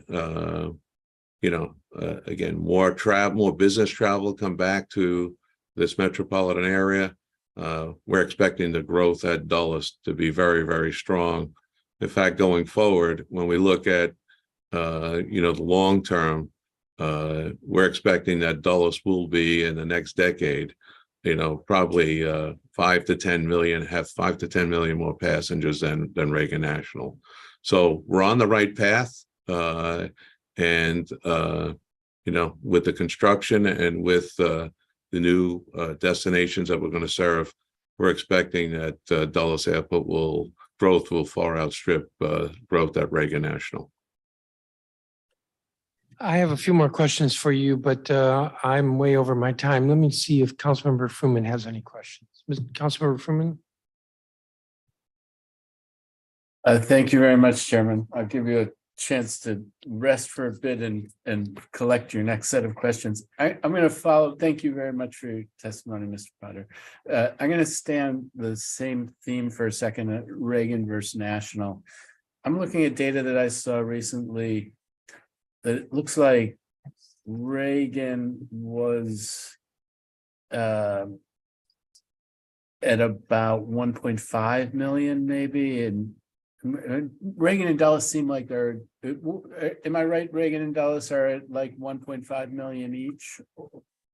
Well, they're both at about 25 million passengers per year. Ah, I see. Okay. Oh, that's by month. It's 1.5. So you're probably looking at a high month with the 1.5. Yes. I see. And where are they relative to their capacity? So, I mean, I see that Reagan had recovered 90% compared to 2019, Dulles 80%. But that surprised me when you said 5 to 10 million more out of Dulles in 10 years. Is that right? Or so 5? The capacity of National Airport, Reagan National, is determined by the ability of a limited number of aircraft to fly safely into and out of the airport. We only have the one runway. So what the FAA does is it's a slot controlled airport. What that means is that the FAA and the federal government determines who flies in and out of that airport with a limitation on how many per hour. And our runway is 7,500 feet long at Reagan National, the main runway. And so that has limitations on the size of an aircraft that can fly in and out. And so what's happened over the course of time is the aircraft have been modernized. They can fly lighter weights and as they fly lighter weights, they've been able to upgauge the aircraft that can safely operate on a 7,500-foot runway. So the growth that we've seen at Reagan National is a product of improvements in aircraft and their ability to safely operate on a short runway, the short runway that we have. And so there has been this upgauging that's been largely responsible for the growth that you've seen at Reagan National. At Dulles International. And so the capacity is a function. We can't add any more gates. We have a limited number of gates. It's a function of how can you safely operate with a limited number of movements per hour. So it really should be capped. If we don't have any, increase in technology, in effect, we're capped right now, but every year it gets a little better. At Dulles International, that airport is built right now to handle 40 million passengers. So with the gates that we have there now, we could easily move to 40 million passengers. We have 4 runways that are 10,000-foot runways. And so we can handle international traffic, and predominantly we see things that are behind the perimeter that you were talking about earlier, sir, when you mentioned the long distance flights. The only flights that are allowed out of Reagan National beyond 1,250 miles are those that were allotted by the federal government. There are 20 right now. We would prefer that they not fly additional flights beyond the perimeter out of Reagan National. They tend to be aircraft that are as large as they can make them because they're going to California, and they tend to be loaded down with baggage because people are spending, multiple days there. They tend to make a lot of noise. We would much prefer for those aircraft to be flying out of Dulles International Airport. But we have tremendous capacity at Dulles right now, and we're going to add to that with additional gates. So it's a fascinating phenomenon because you're managing 2 airports, and so you want to get the synergies out of the 2 airports. Right. But you may or may not have the power to do it, because the ideal thing would be you take all those long, heavy flights and you put them out of Dulles, right? I mean, yeah, I think there's some notion that we have much more power than we do. As I just said, we have no control over who takes off or who lands at Reagan National Airport. We have zero power. The federal government decides that. Every time they do an FAA reauthorization bill, and this year they're doing one, there's always an effort to try and put additional beyond perimeter flights in, because the folks who live, beyond the perimeter, the senators would like flights home and would like to make sure their constituents have access to, land at Reagan National as close to the Capitol building as they possibly can make it. So expect that will be a topic of consideration in the coming months. and in a sense, they're working against the people in Palisades and the people in Ward 7 and 8 who want less noise, and against your goal of expanding usage at Dulles as opposed to at Reagan. All right, well, the chairman was asking about working conditions and wages and healthcare and such, and you cited the 1576. That's your employees, not necessarily your contractors' employees, or does that include your contractors' employees? No, we have MWAA has 1,500 plus employees. On both our campuses total, we have 25,000 people who work on our campuses. That includes concessionaires. That includes, contracted custodial help, includes all the airline employees and airline contractors. And you're in the process of looking again at what kinds of things might you require of your contractors in terms of working conditions and such. Yes. And what is the vacancy rate? Do you have a sense of what the vacancy rate is among your contractors? No, I do not, sir. I know that. Sorry, go ahead. No, you go. No, as I said, I know that we have about 200 vacancies. And I would just view us as comparable to any other entity in the metropolitan area, or even throughout the nation. Everyone's challenged to try and fill all the vacancies that they have on their police force. With all the construction in the metropolitan area, hiring people in the trades has been particularly challenging, and IT. And with Amazon on our doorstep, and you in the district are facing the same challenges that we are. No, I that's exactly where I was going, because a highly competitive employees. And so if there's a bad rap about working conditions or wages or access to healthcare, it doesn't help in the project of recruiting employees to come. So in a certain sense, the health of the airports also, now I'm offering an opinion, the health of the airports also turns on the sense of that it's a great place to work. And you have a stake in that, I would say. Yes, sir. Yeah, thank you. I don't know if you heard the testimony about the buildings going up in Crystal City and the potential impact on flight paths. Did you hear Mr. Buckley speak to that? And I did. And what are we to make of that? Is that a concern for you that construction in Crystal City is going to change the way you have to use the flights in and out of this coming from and going to the south? It's a concern, but again, we monitor that. If there are any, there's zoning rules and regulations and requirements, FAA rules and regulations, so we monitor that.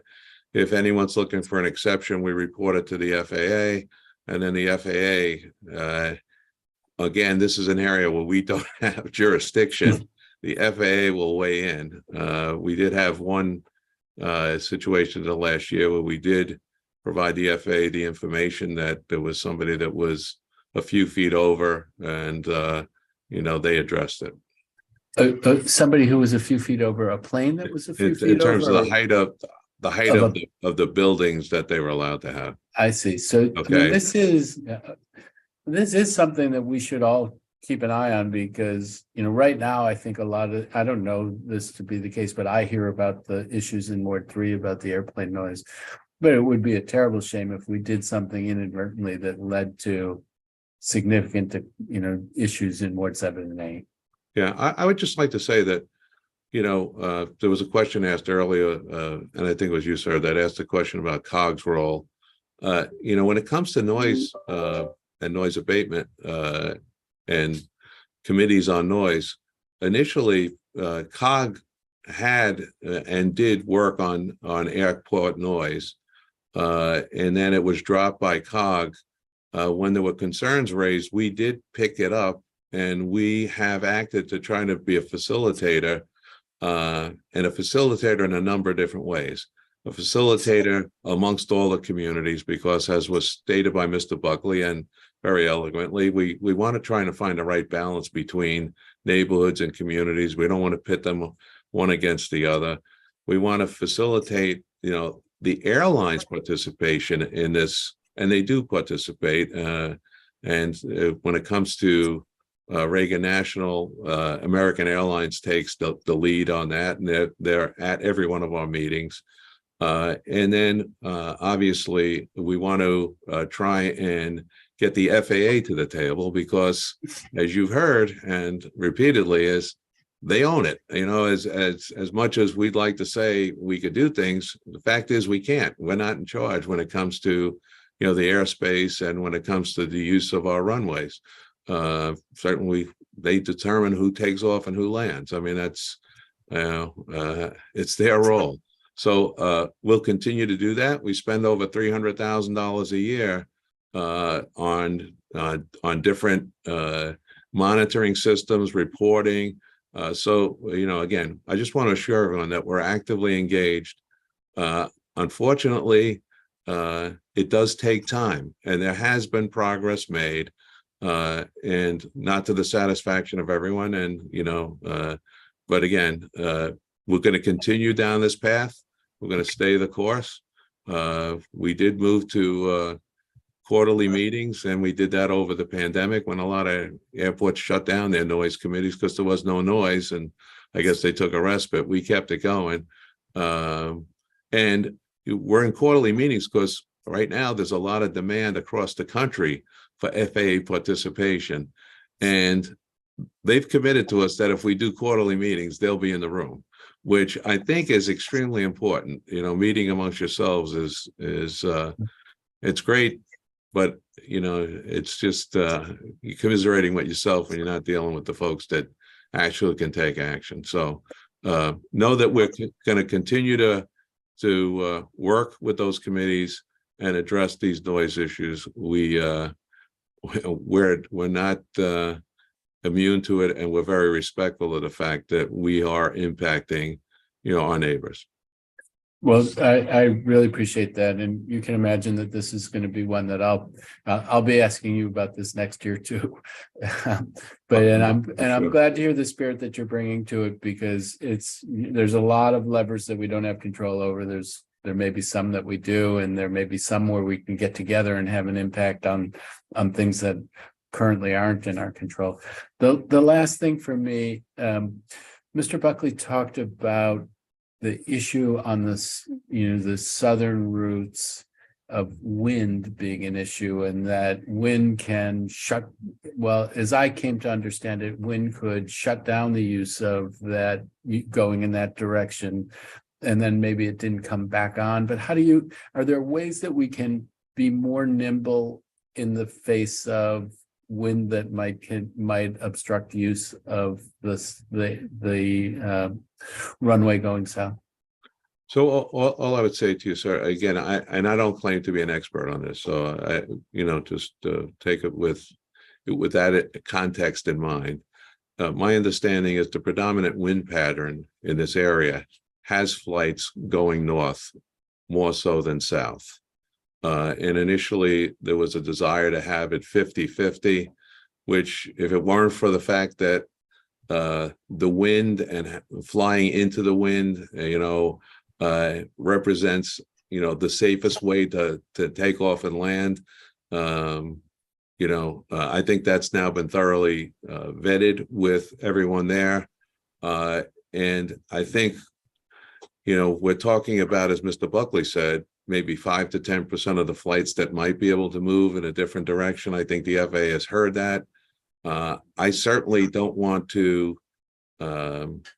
suggest to them that they do anything that's unsafe. And that's the message that we're getting back, that they're operating and they're very cognizant of this issue. But, I don't think they're probably not as exact as Mr. Buckley would like. And I don't know that this is an easy flip, switch to flip. It goes down below 5, miles per hour, the wind.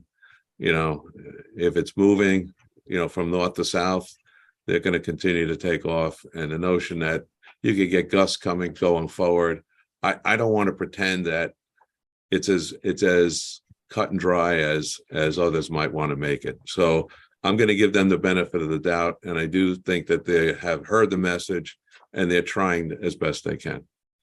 So I really appreciate it. Let's all stay together and try to make this work as best it can for all of our communities. Yeah, totally agree. Thank you very much. Thank you, Councilmember Fruin. I just had a couple more questions and they had to do with Mr. Buckley's testimony. In his statement, he said, I've grown increasingly concerned how MWAA has changed from being a facilitator for working group engagement to a more assertive relationship that treats the community noise group as a quote line of business, unquote. Do you want to respond to that, or do you want me to give a little more detail from what he said? My response would be that we're trying to be facilitators. And I think both the FAA and the communities would like us to be advocates on both their behalfs. Again, I'll take a look at it, but I don't think our posture has changed, to be quite honest with you. Okay. And his statement is, I believe, posted on our website, so you have access to it. Thank you. He also, in part of his criticism, said that the working group recommended to MWAA that it increase the meeting frequency. Now, I heard you say that you like quarterly because the FAA has said they will be there if it's quarterly.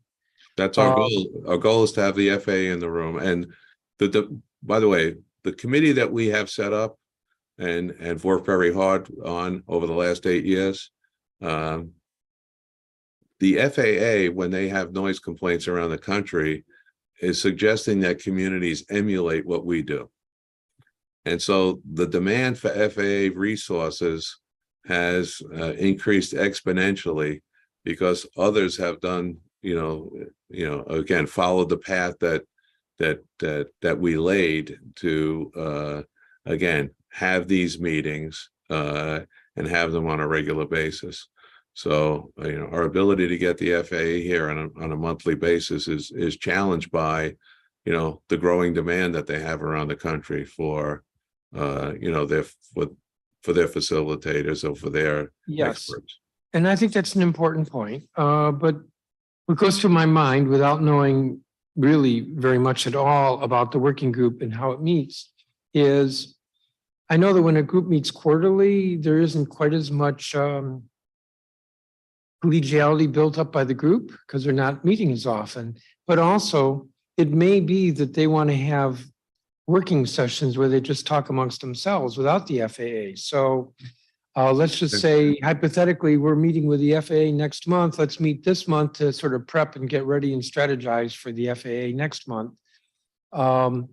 If they're limited to a quarterly meeting, then they never get that opportunity.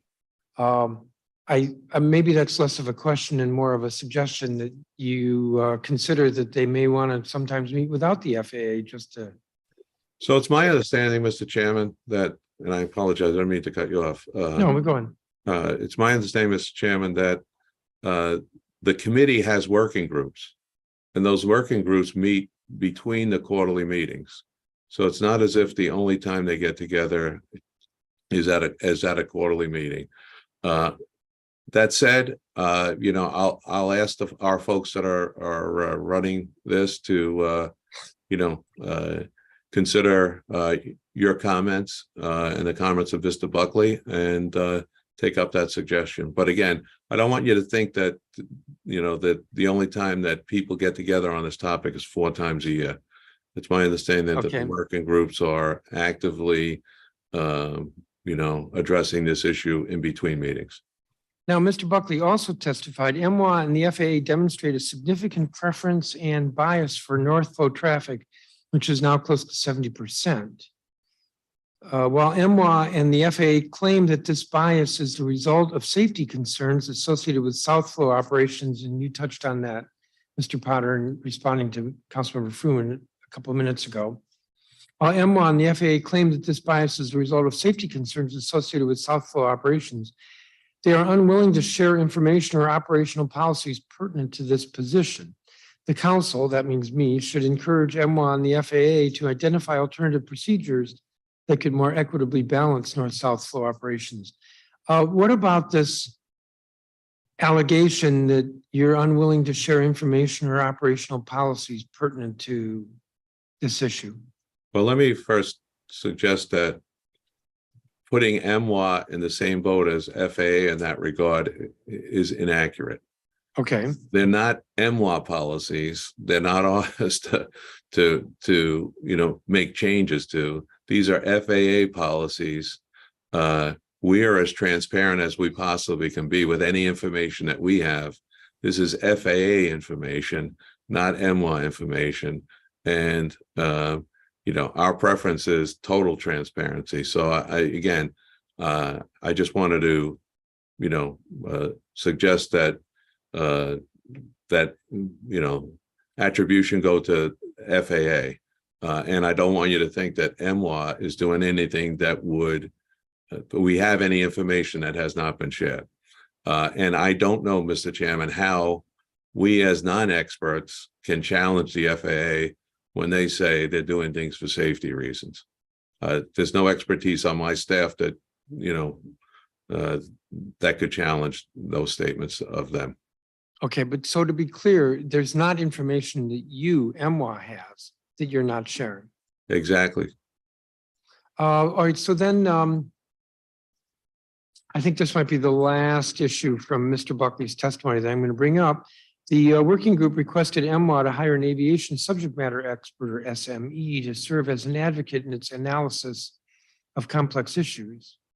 MWAA management asserted that it could not hire an SME without the working group submitting a supporting business case. Now, I got the impression when I questioned Mr. Buckley that the work that was of immediate concern was largely resolved, and that was on the flight paths, and I think that's getting worked out. That's the impression I got, but that there's still other issues for which a subject matter expert would be useful.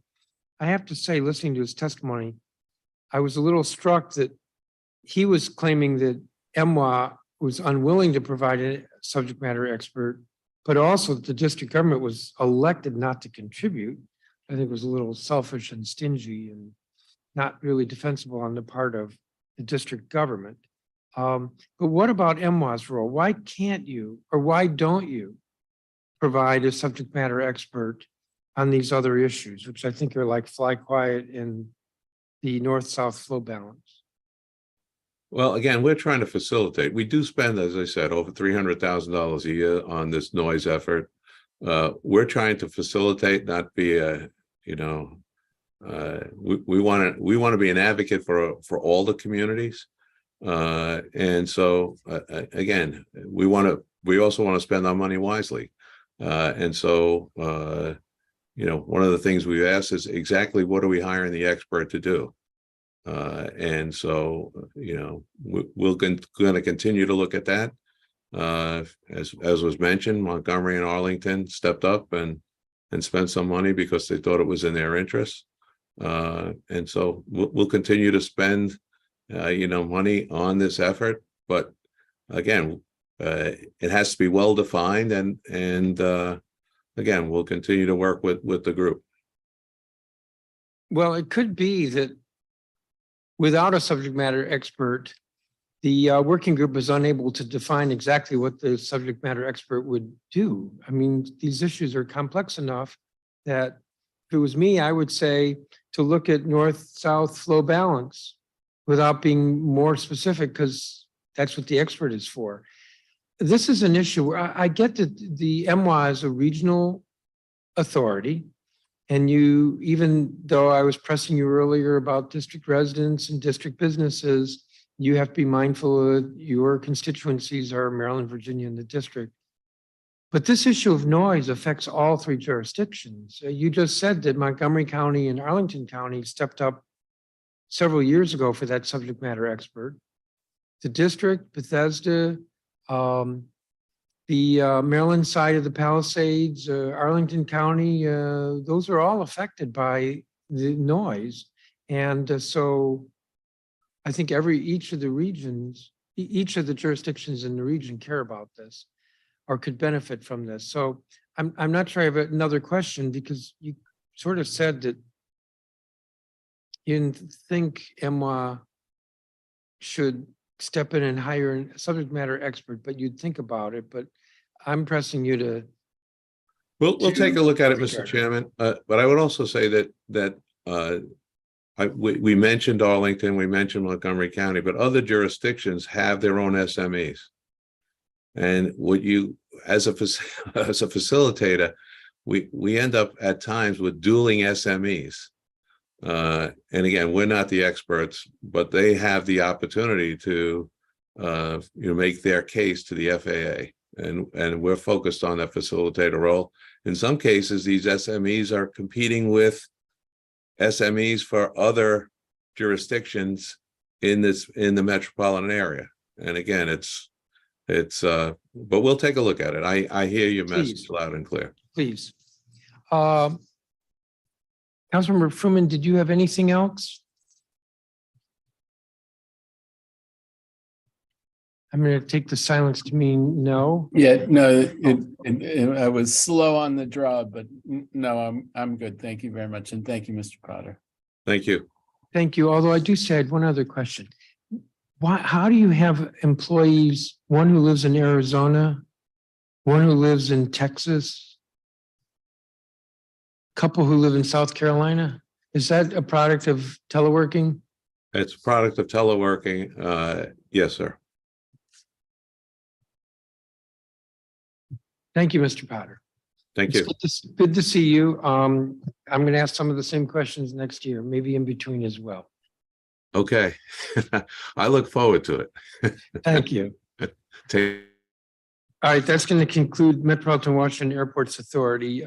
Next, we have the Metropolitan Washington Council of Governments. Clark Mercer, who's the executive director, he's our only witness.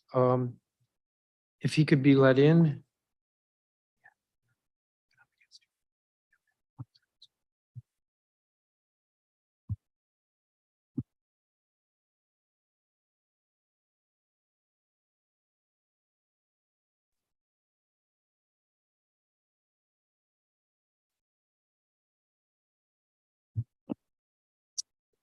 Good afternoon, Mr. Mercer.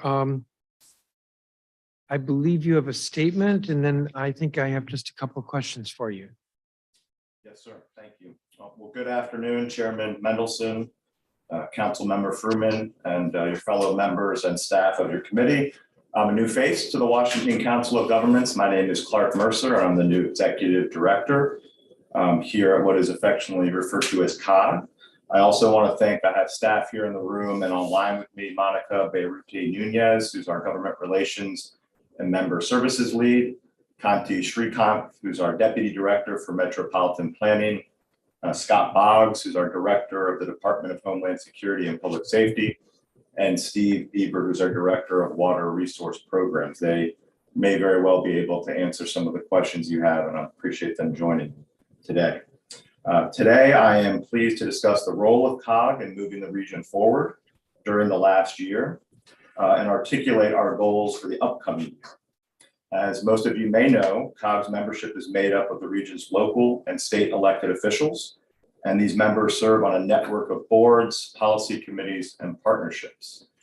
COG's three major boards include the COG's Board of Directors, the National Capital Region Transportation Planning Board, known as TPB, and the Metropolitan Washington Air Quality Committee. Our policy and advisories committees that help inform these three boards are the Climate, Energy, and Environment Committee, Chesapeake Bay and Water Resources, Human Services, Region Forward Coalition, and the Food and Agricultural Regional Member Committees. These committees serve as think tanks for our three main boards. We also support public-private partnership groups, including Commuter Connections and Clean Air Partners, and we convene many of your professional and technical staff in committees of local officials such as the Chief Administrative Officers, Planning Directors, Housing Directors, and Chief Equity Officers. Our top priorities for the year: Region United, Metropolitan Washington Planning Framework for 2030. So to address key interrelated challenges and advance our region's vision for a more prosperous, accessible, livable, and sustainable future, the COG Board of Directors has set planning priorities for the next decade related to equity, transit, and land use, housing, and climate change. Taken together, these priorities form what we call a Region United, the Metropolitan Washington Planning Framework for 2030. In 2022, the board agreed to focus and advance this framework and identify ways for COG to boost its members' efforts to turn these goals into action through grant and technical assistance, programs, planning tools, and other resources. In 2022, we will continue to accelerate action in these planning areas and focus on implementation at a regional and local level. The first two areas of the framework look at elevating what we call equity emphasis areas and high capacity transit station areas.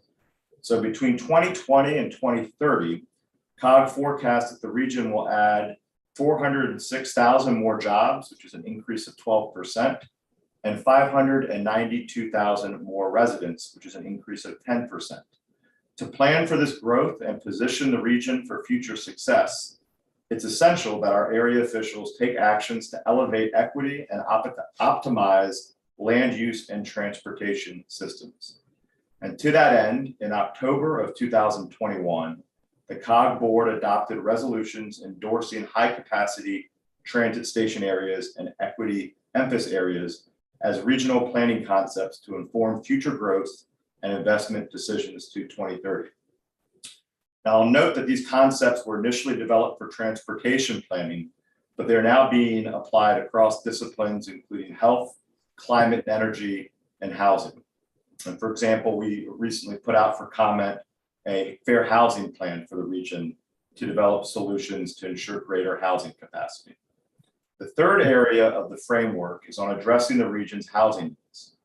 In 2019, the COG Board of Directors concluded a year-long effort with local planning and housing directors to address the region's housing needs by adopting regional housing targets. So these three targets call for 75,000 additional housing units to be produced by 2030, and that goes above and beyond the 245,000 units already anticipated. Of those 75,000 units, we call or anticipate and hope that 75% of them will be developed in activity centers or high capacity transit station areas, and that 75% of this housing will be deemed affordable to low and middle income households. So we're going to take this year and my joining COG as the new director to assess the impacts of COVID-19, pandemic and remote work, and consider the impact that increased telework could have on this anticipated housing, transportation, and infrastructure needs, and assess where we are as a region in meeting those goals. The last piece of the regional planning framework is combating climate change. COG staff will work towards the regional climate goal outlined in our 2030 Climate and Energy Action Plan, which calls for a 50% reduction in greenhouse gas emissions below the 2005 baseline emission levels. Transitioning towards zero emission vehicles and building out the regional electric vehicle infrastructure network are key to these mitigation strategies identified in our plan. Accelerated action on EVs and EV infrastructure also supports the board's commitment to investing in and expanding regional infrastructure. The board recognizes the need for increased collaboration to support EV plans, programs, and policies as necessary to meet regional climate goals. With an adopted resolution, the COG board established the Regional Electric Vehicle Deployment Working Group, which serves as a forum for members to collaborate and coordinate action, and also calls for the development of an EV deployment clearinghouse. On the topic of advancing racial equity, continues to be a top priority and fundamental COG value. Our board has confirmed that COG's work will be anti-racist, will advance equity, and that equity will be woven into COG's visions, programs, and priorities. We're very proud to establish the Chief Equity Officers Committee, which is comprised of the Chief Equity Officer or Equity Lead from each of our member jurisdictions, and serves as the hub for advancing racial equity initiatives throughout the region. This year, we will be hosting a regional training series on how to advance racial equity within local government, and a number of new focus area training series on applying equity in local government disciplines, such as community engagement, planning, housing, and finance. Under the topic of protecting the environment, we will continue to coordinate regional planning and policy related to improving the region's air quality, as well as protecting our waterways. Actions at the federal, state, and local levels to reduce air pollutants have led to a significant decrease in unhealthy air days, which these numbers are something to be proud of. 64 unhealthy air days in 2001 to 8 in 2021 to only 3 in 2022. Area wastewater treatment plants, including the Blue Plains Advanced Wastewater Treatment Plant in the District of Columbia, now achieve some of the highest standards anywhere in the United States. The district is among the region's leaders with its Clean Rivers Project, Stormwater Credit Training Program, and green infrastructure solutions. We work closely with DC Water and other providers to ensure the region's water supply infrastructure will be able to meet future growth. Transportation planning through Visualize 2045. Our TPB committee at COG is overseeing the update to Visualize 2045 this year. It is the long-range transportation plan for metropolitan Washington, helping area decision makers and residents visualize the region's future. The federal government requires that this plan be updated every 4 years. In addition to projects the region's transportation agencies expect to be able to afford between now and 2045, the plan also includes aspirational projects, programs, and policies that go beyond financial constraints to improve the regional transportation system. The last topic we'll be addressing this year is optimizing federal funding and federal support for the region. So as you are well aware, there are substantial amounts of federal funding opportunities available to jurisdictions through a variety of federal actions, including the Infrastructure Investment and Jobs Act, the Inflation Reduction Act, and other federal forms of assistance. COG is actively working with our members to ensure that opportunities are being taken advantage of, that endorsements and support are given to members and the region for specific initiatives, and where appropriate, work to submit regional applications for federal awards. Additionally, COG will work with the District of Columbia and our member jurisdictions to advocate for a stronger collaboration with the Biden administration, particularly as it relates to policies on the federal workforce and its physical presence within the region. In support of these programs, every month, over 1,500 officials and experts organize through COG to share best practices and promote regional coordination.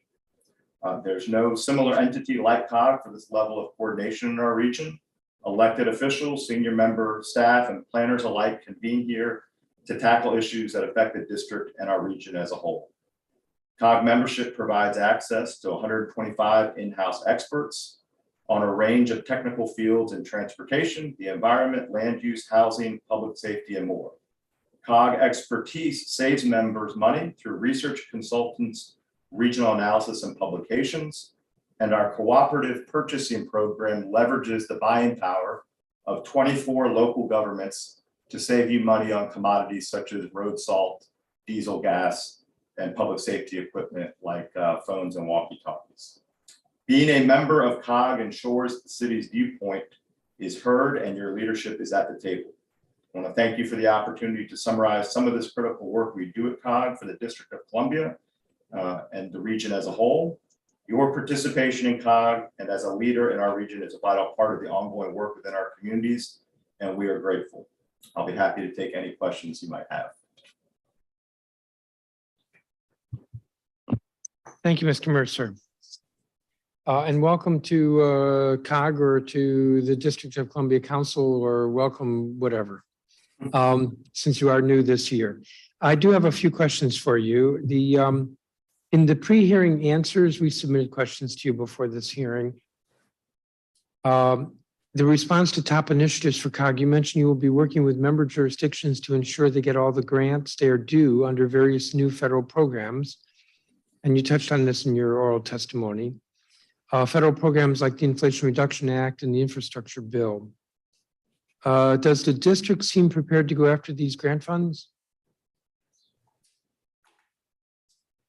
I believe so. The district, it varies by jurisdiction, just how sophisticated and what SMEs are on staff, but I think the district is well positioned and cognizant of what opportunities are available. I will say some of the opportunities, depending on the grant, the federal government scores more kindly if it's a regional approach, whether that's resiliency or in the public safety or reconnecting communities through the Department of Transportation.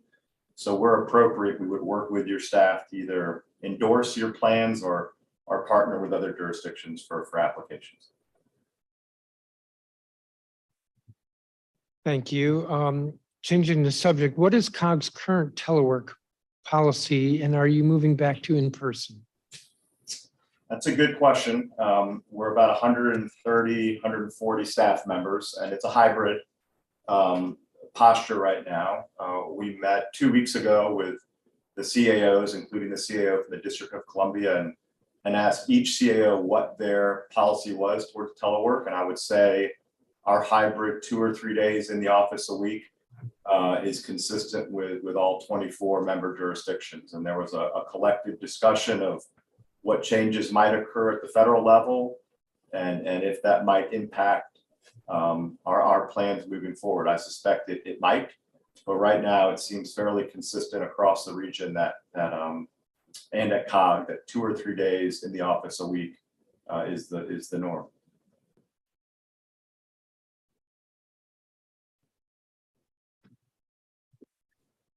How extensively is the district government participating in the COG cooperative purchase program?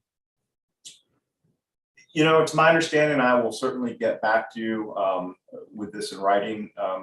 I believe the road salt is one of the commodities that the district avails itself of, but it's my understanding from staff that there's probably more that the district could engage in and save money on.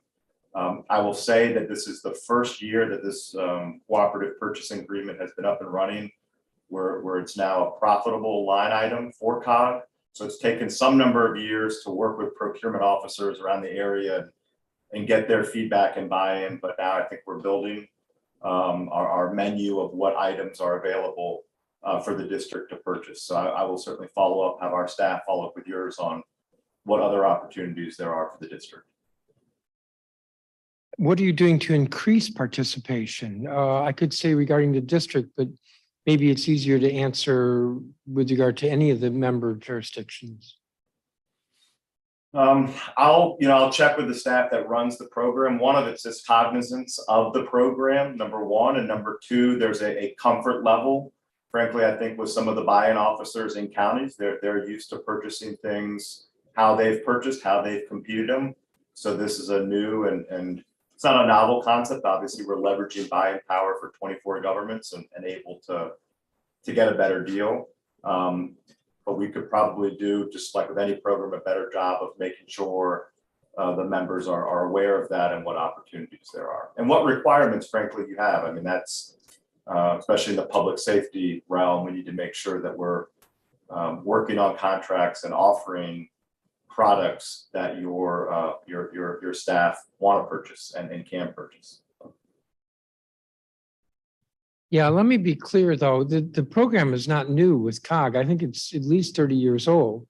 And I seem to recall in the past cooperative purchase of fire apparatus, which could be emergency, could be ambulances or engines. I'm not sure, but fire apparatus. That's one that comes to mind. I'm pretty sure during COVID, there was cooperative purchase of some PPE materials, but you'll get back to me on that. Yes, sir. The membership assessment rate, I believe this year the district is paying just shy of $555,000. Do you know what it'll be next year? I do not know what it'll be next year, but we'll get that for you.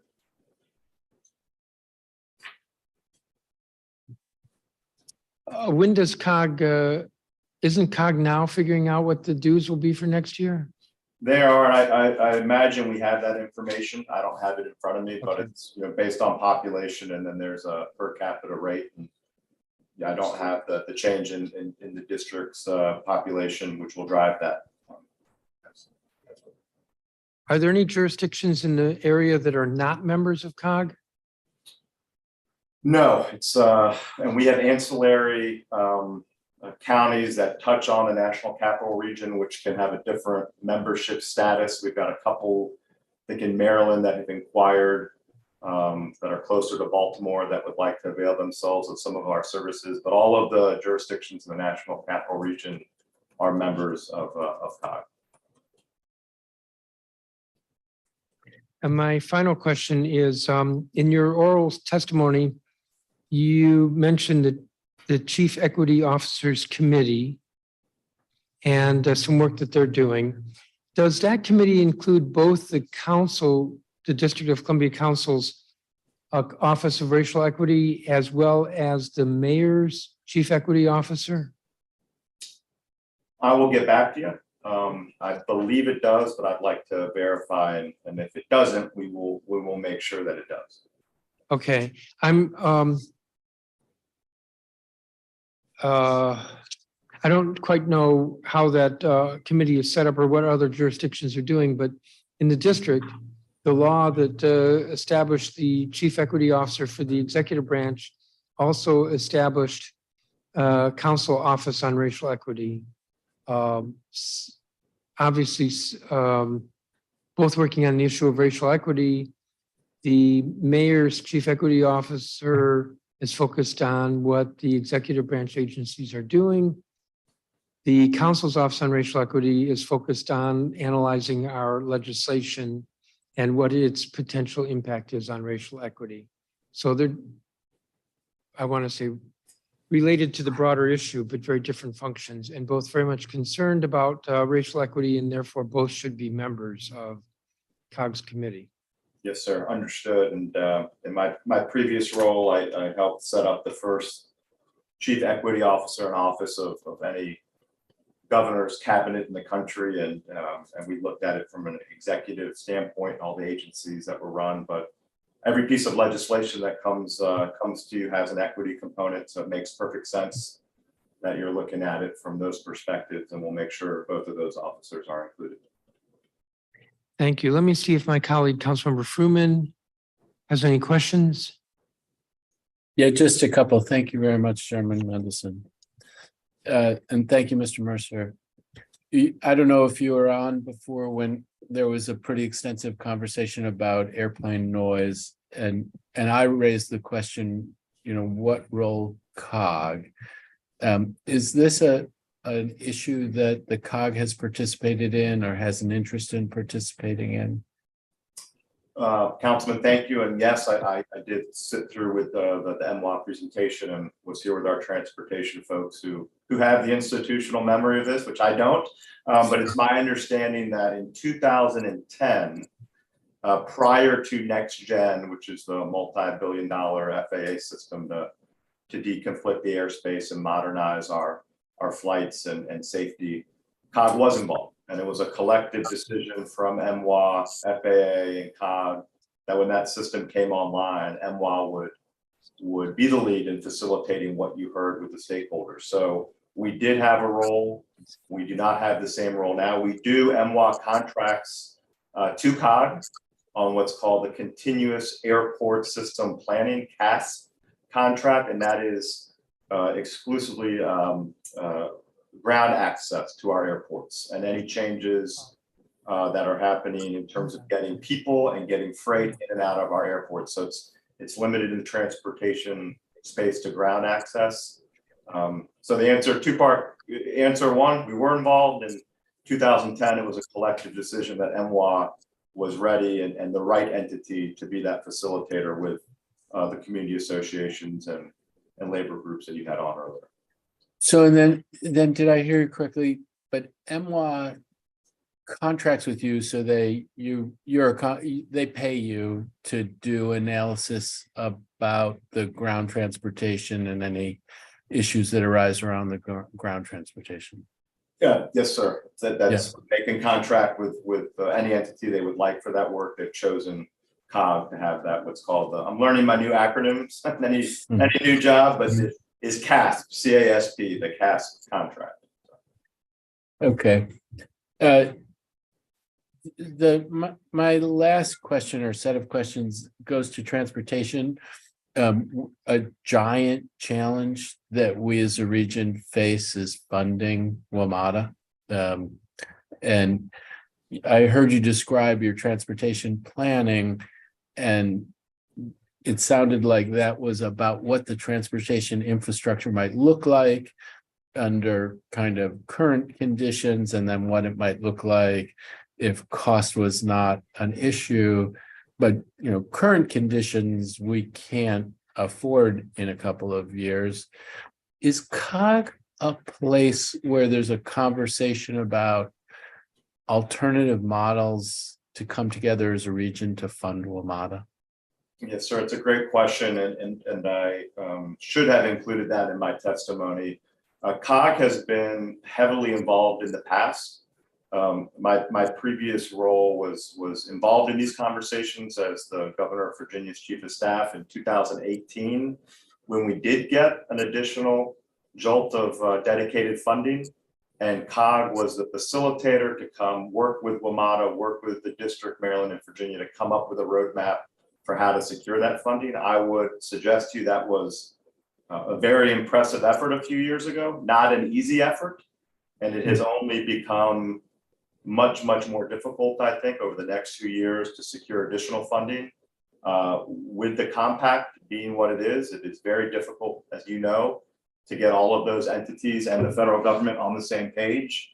And then in my testimony, I did talk about looking at some of our goals and how the current hybrid work environment impacts our goals. And I think transit is impacted. And you talk to the director of WMATA, he would tell you this.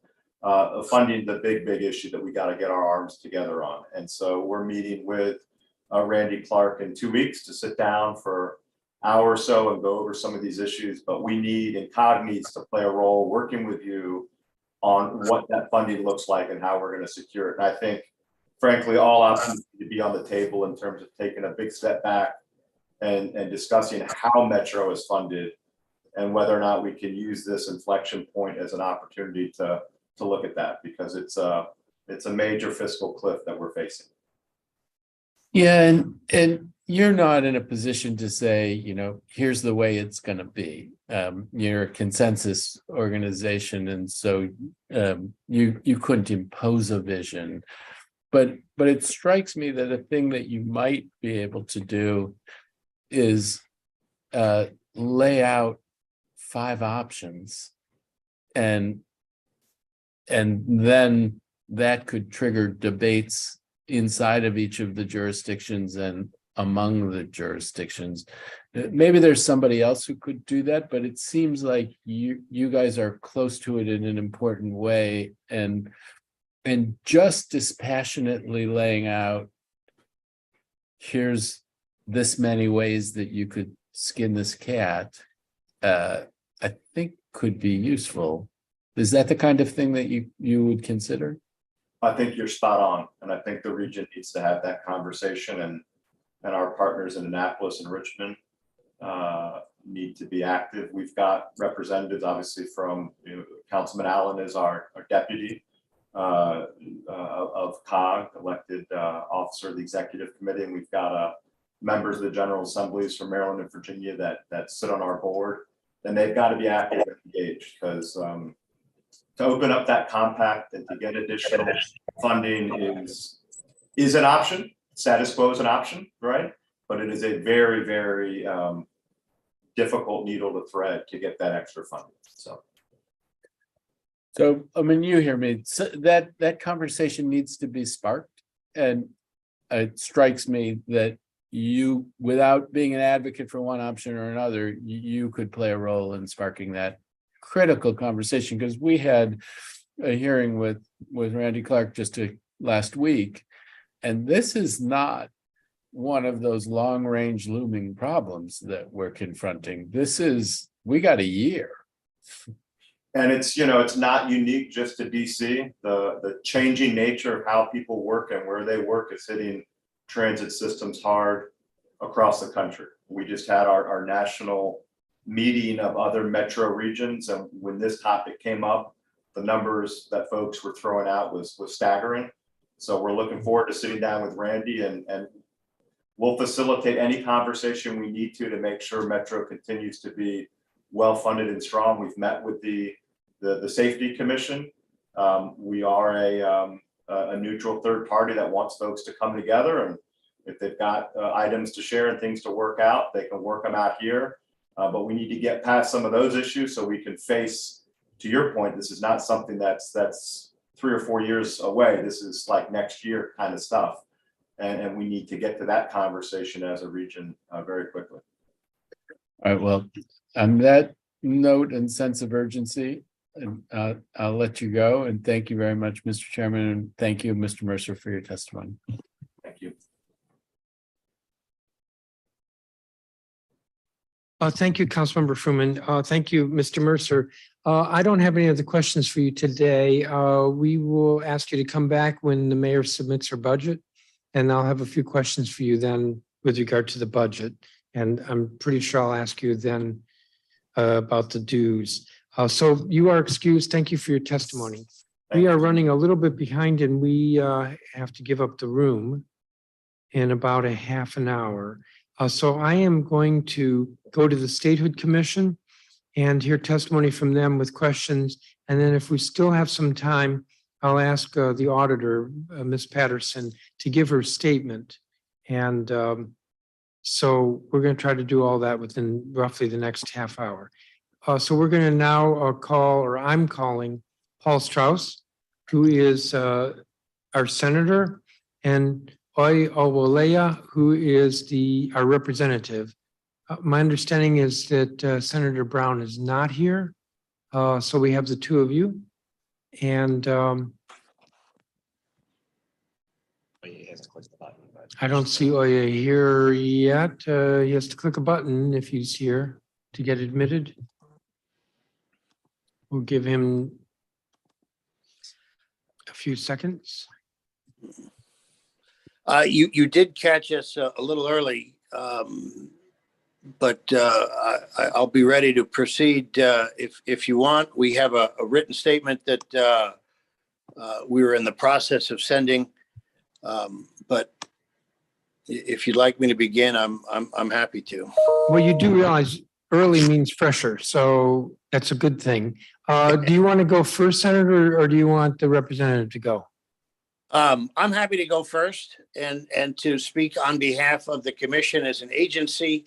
I'm going to, you should be getting a statement that includes position statements from Representative Ovalewa as well. Okay. Good morning, Mr. Chairman, members of the committee. I'm Paul Strauss, the senior elected senator for the District of Columbia. Thank you for the privilege to appear before the agency performance oversight hearing for fiscal year 2022-23 for the new Columbia Statehood Commission. I'm pleased to speak about our performance during the current fiscal year in front of our co-chair of the commission, that's you, of course, along with Mayor Bowser, who's been one of the driving forces of the commission in conjunction with my fellow commissioners and pursuant to section 2.3 of our commission's bylaws. The commission continues to promote DC statehood not only locally, but nationally as well as internationally. I want to thank Mayor Bowser and you for your leadership of the commission during this ambitious initiative. The fact that we're still having a hybrid hearing suggests that we're still, makes clear at least, should I say, that we are still in the throes of the pandemic. But as a result of that, we continue to get back on the road and have begun more of our travel and direct outreach. It's a reminder that this public health emergency, the domestic terrorist threats and other issues have actually only underscored the need for statehood for DC residents and made the need even more important. Our statehood initiatives focus fully on the importance of outreach in media, television and radio, direct outreach to members of Congress, local citizens, targeted states, and even the global community. Commissioners have been raising awareness with appearances on MSNBC, Fox, BBC, Bloomberg, many national and local media outlets. And of course, I was pleased to join you, the mayor, our delegate, and of course, Senators Tom Carper and Chris Van Hollen at the introduction of our DC statehood bill in the United States Senate. A leg injury prevented me literally from standing with you in the physical sense that day, but I was proud to sit there in solidarity with you as we continue to actively engage with senators to gain support for the bill. I think having a majority of the statehood commission physically at the Senate that day sent a strong signal of support of how important statehood is a priority to those of us in the District of Columbia.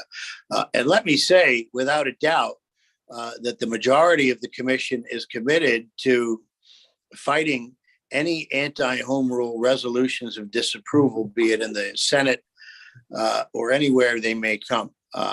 Certain comments notwithstanding, we stand in support of our legislative process and the home rule government to make sure that the decisions for the people of Washington, D.C. are made by the people of Washington, D.C. and by their duly elected officials. We will continue our targeted states outreach efforts. Earlier this month, I was pleased to join members of the Nevada State Legislature on the floor of their Senate in the opening session, where we secured commitments to consider a resolution in support of DC statehood. Similar outreach efforts continue in Arizona, Louisiana, South Carolina, and Pennsylvania, as we continue to directly advocate with state legislatures and grassroots leaders.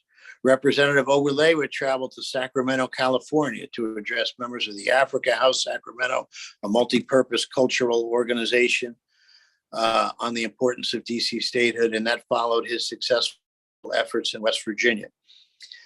We continue to participate internationally, along with the U.S. territory of Guam. DC continues to participate in the Unrepresented Nations and Peoples Organization, or UNPO. DC was proud to recently host their General Assembly right here in Washington, DC, where delegates from all over unrepresented territories around the world continued to advocate for international human rights And we were also proud to get some of their tourist dollars as well.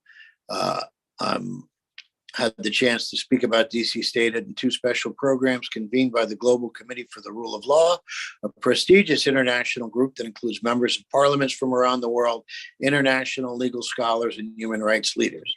Outreach efforts to the European Parliament continued as well. And I know that Representative Owalewa has some ideas about expanding our international outreach efforts to governments in Africa, particularly his home country of Nigeria. Our 51 Star Celebrity PSA campaign continues to be an effective way of advancing stated messaging despite the pandemic by bringing Hollywood celebrities in our cause. Spots have included DC native Dave Chappelle, Bethesda native Richard Schiff, and of course, Rosario Dawson and many others. This successful program gets outreach with popular celebrities. And then my fellow commissioners have special efforts that I want to call attention to and thank them for. The commission funds Senator Brown's Shadow Politics radio show on BBS Radio. This show continues to have immense success in attracting more and more impressive guests as it attracts a wider audience. Hosted by Senator Brown, the radio show brings Americans together to talk about issues important to them. Guests have included past and present members of both houses of Congress, governors, journalists, local politicians, and civil and human rights activists. And Representative Adeoye Owalewa continues an impressive amount of outreach efforts. Since assuming, was he able to join us? Because I'd certainly let him speak for himself. Otherwise, I'm happy to read his statement. And I believe he is- Senator Brown is here as well. He's here. Oh, okay. Well, then I will just summarize then and say, since assuming office, he's pushed the fight for DC statehood to new heights. He has traveled around the country as well and done so much. And so the written statement incorporates his things, but let me take this opportunity to thank him for all of his efforts and to appreciate the work that he is doing. Highlights have included a car rally, which he's raised funds to support, working with outreach and youth, addressing the needs of returning citizens, and a expungement clinic, and so many other things. And I also want to thank him for standing with me against any congressional interference so that the majority of the commission is clear.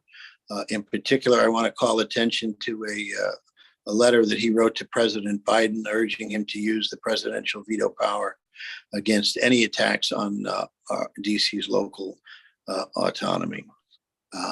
And so we thank you for the opportunity to appear before you. We appreciate, as commissioners, working with you to provide a unified message on statehood and coordinating it so that we avoid having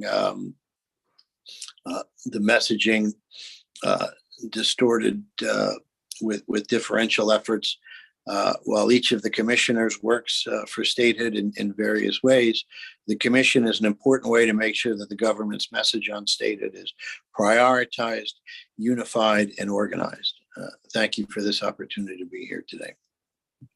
Thank you, Senator. And you're going to submit your statement. Yes. Excellent. Representative Owalewa. Yes, thank you so much, Chairman Mendelson and the committee on the whole.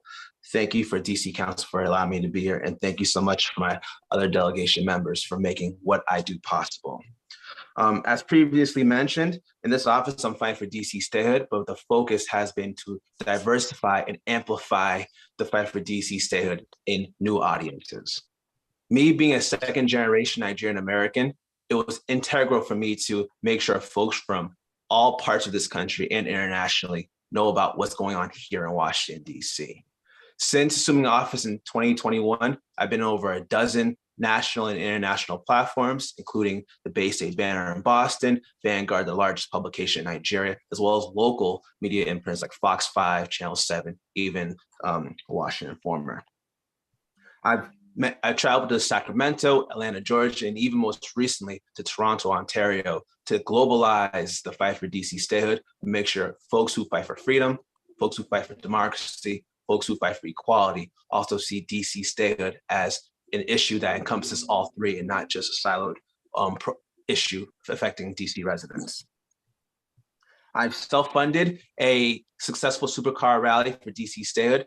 In 2021, we had 25 cars. In 22, we had over 60 high-end vehicles that went from one part of DC to the Capitol that brought in hundreds of new viewership in an engaging way to get people excited about DC statehood, and also led to an interview on Voice of Africa, which publicated on about 12 countries in Africa, amplifying the fight for DC statehood internationally.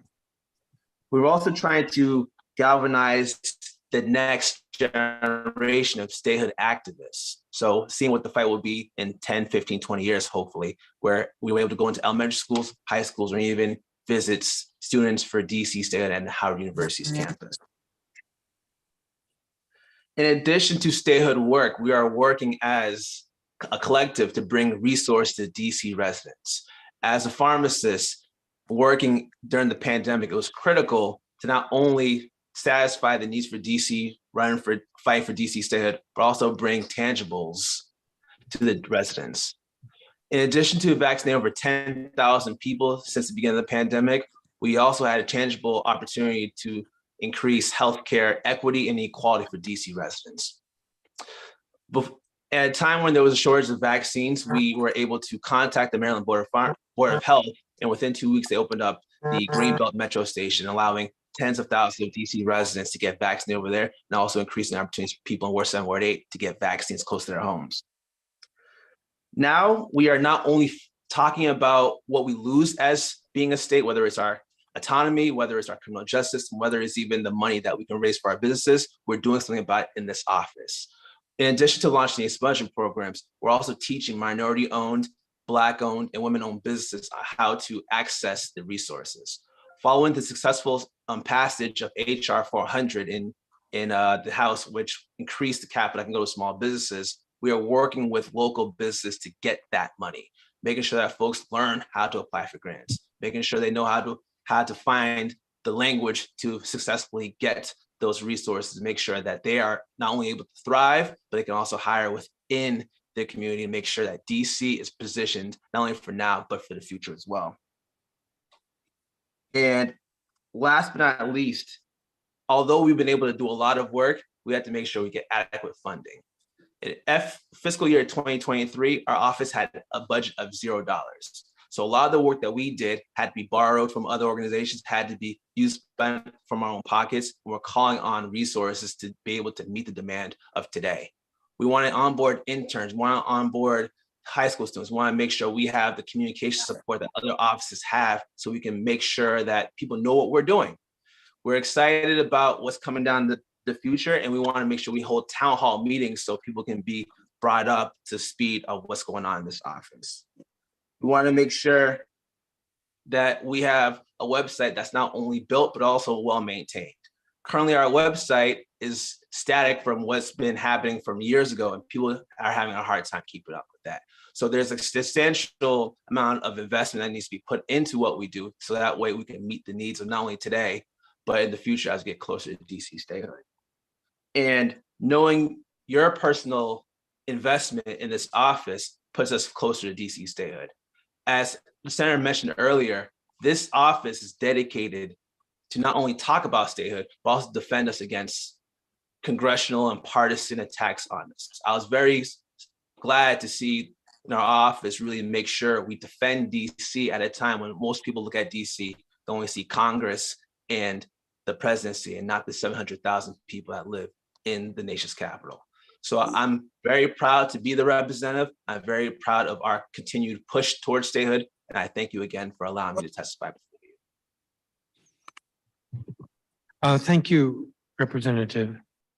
I just have a couple of questions for you, each of you. Or maybe just for the senator. Over the past several years, I always asked a question of the commission to the effect of what initiatives are each of you working on to advance statehood? Answers in the past have been TV commercials, a radio show, joining international organizations, etc. What new strategies has the commission employed since last year? Thank you, Mr. Chairman. The landscape has changed, and so we are, for lack of a better word, back on defense. We no longer enjoy a majority in the House of Representatives, and we have seen a House of Representatives, even with some members of our own party, only far too willing to interfere in the affairs of local government. Our narrow majority in the Senate suggests that we're going to face the same problems there. And while we are going to aggressively fight any disapproval resolutions, it's not clear that we're going to be successful. So clearly we're going to be engaging in more direct action in order to protect the very home rule that we have.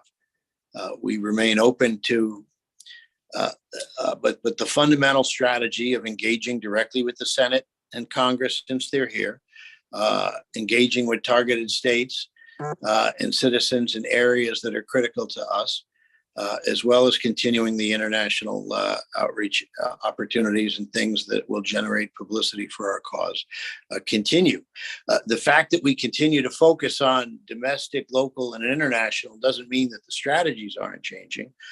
We're engaging with new groups internationally. We're engaging with new groups nationally, and we continue to engage with new members at the local level. So the fact that we can broaden it and categorize it and summarize it should not be taken to mean that we're not trying new ideas. And I think you've certainly heard from our newest member on some of his newest strategies as well.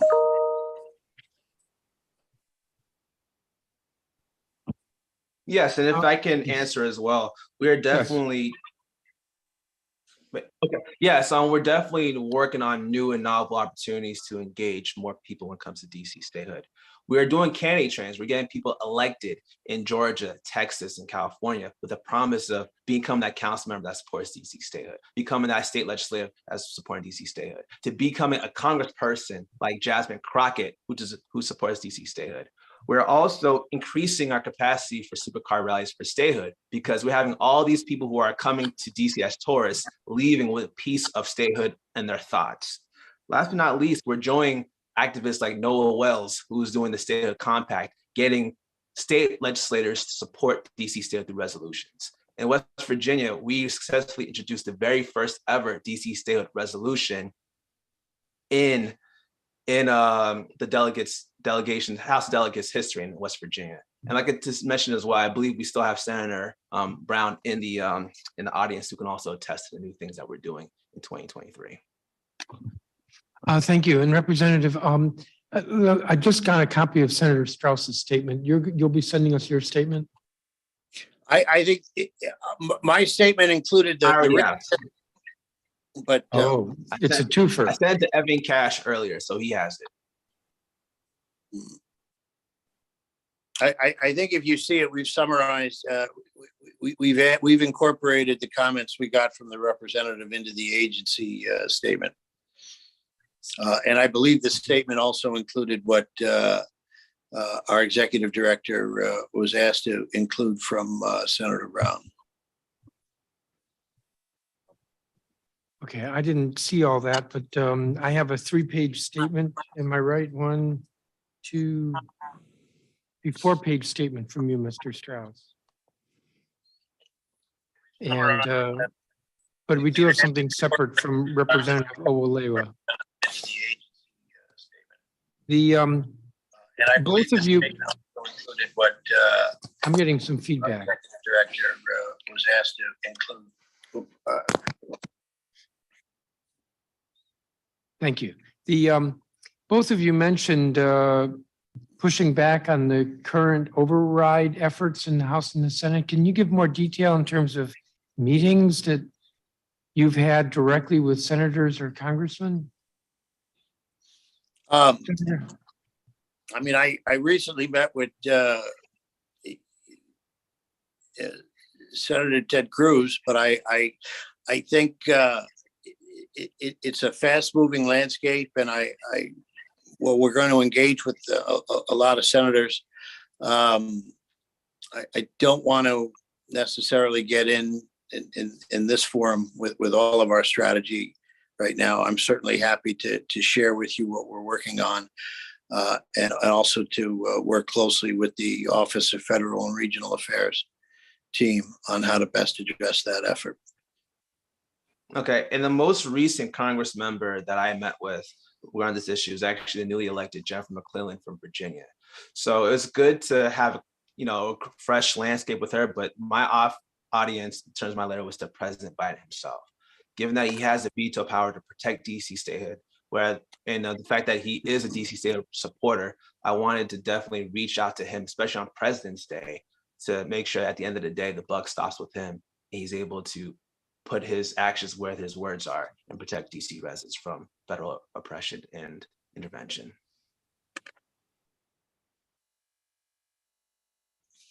Senator Strauss, has the commission met to adopt the current fiscal year budget? It has not, but as the commission generally meets when it is convened by the two co-chairs, of which you are one. All right, that puts it back on me. I will reach out to the mayor. Okay. I don't have any other questions for you. I'm told that Senator Brown has arrived, so if he could, if he has a statement, if he could give that.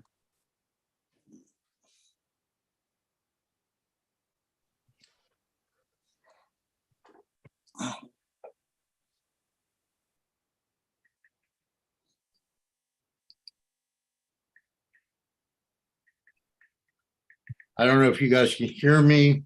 I can hear you. I can see you. Oh, good. Good afternoon, Chairman Mendelson and members of the committee. I'm here today to testify about my activities in my role as United States Senator for the district. I'm called before the committee and compelled to testify extensively because the city provides funding for my activities, and the committee therefore feels obliged in its oversight responsibility to review my performance.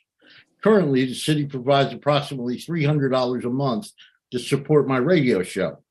The show has been very successful, receiving more than 1 million hits as it begins its 10th year on the air, making it, in my opinion, the most successful effort on social media to inform America on our disenfranchised status. I have interviewed both Republican and Democratic members of Congress, past and present, governors, senators, local politicians, activists, and presidential candidates. My guests have included such luminaries as newsman Dan Rather, the captain of the space shuttle, Major General Charles Bolden, Senators Joe Lieberman and Mary Landrieu, Representatives Jamie Raskin, Eleanor Holmes Norton, Chairman of the Republican Party, Michael Steele, and presidential candidates Marianne Williamson, Jesse Jackson, Ralph Nader, and Admiral Joe Sestak, as well as many other local and national political figures and activists. Currently, for Black History Month, I've just interviewed the first elected Black governor in American history, L. Doug Wilder.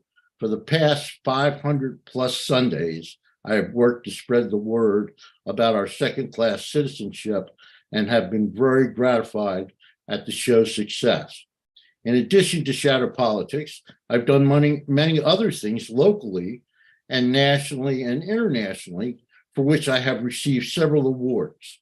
I work 40 to 50 hours a week, and for the past 10 years have had no other occupation.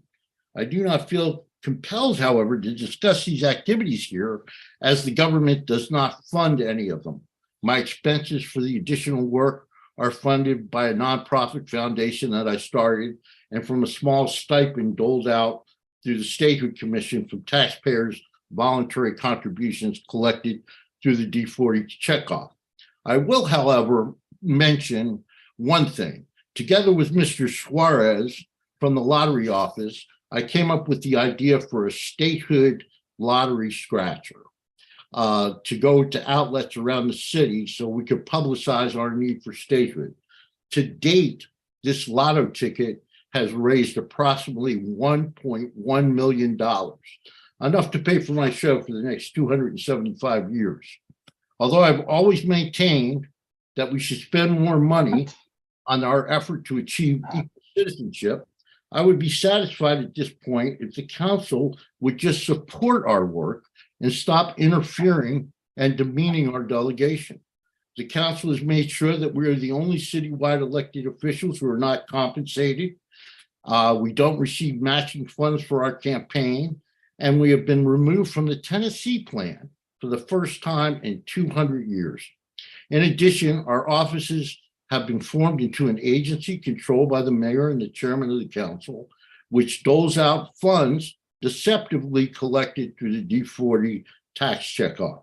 The last money my office received from the fund was $8,000 in October of 2020.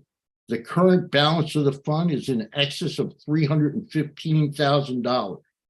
The council and the mayor also regularly refer to us as shadow senators, a pejorative term which belies our official title of United States Senator and is often used to further degrade my office.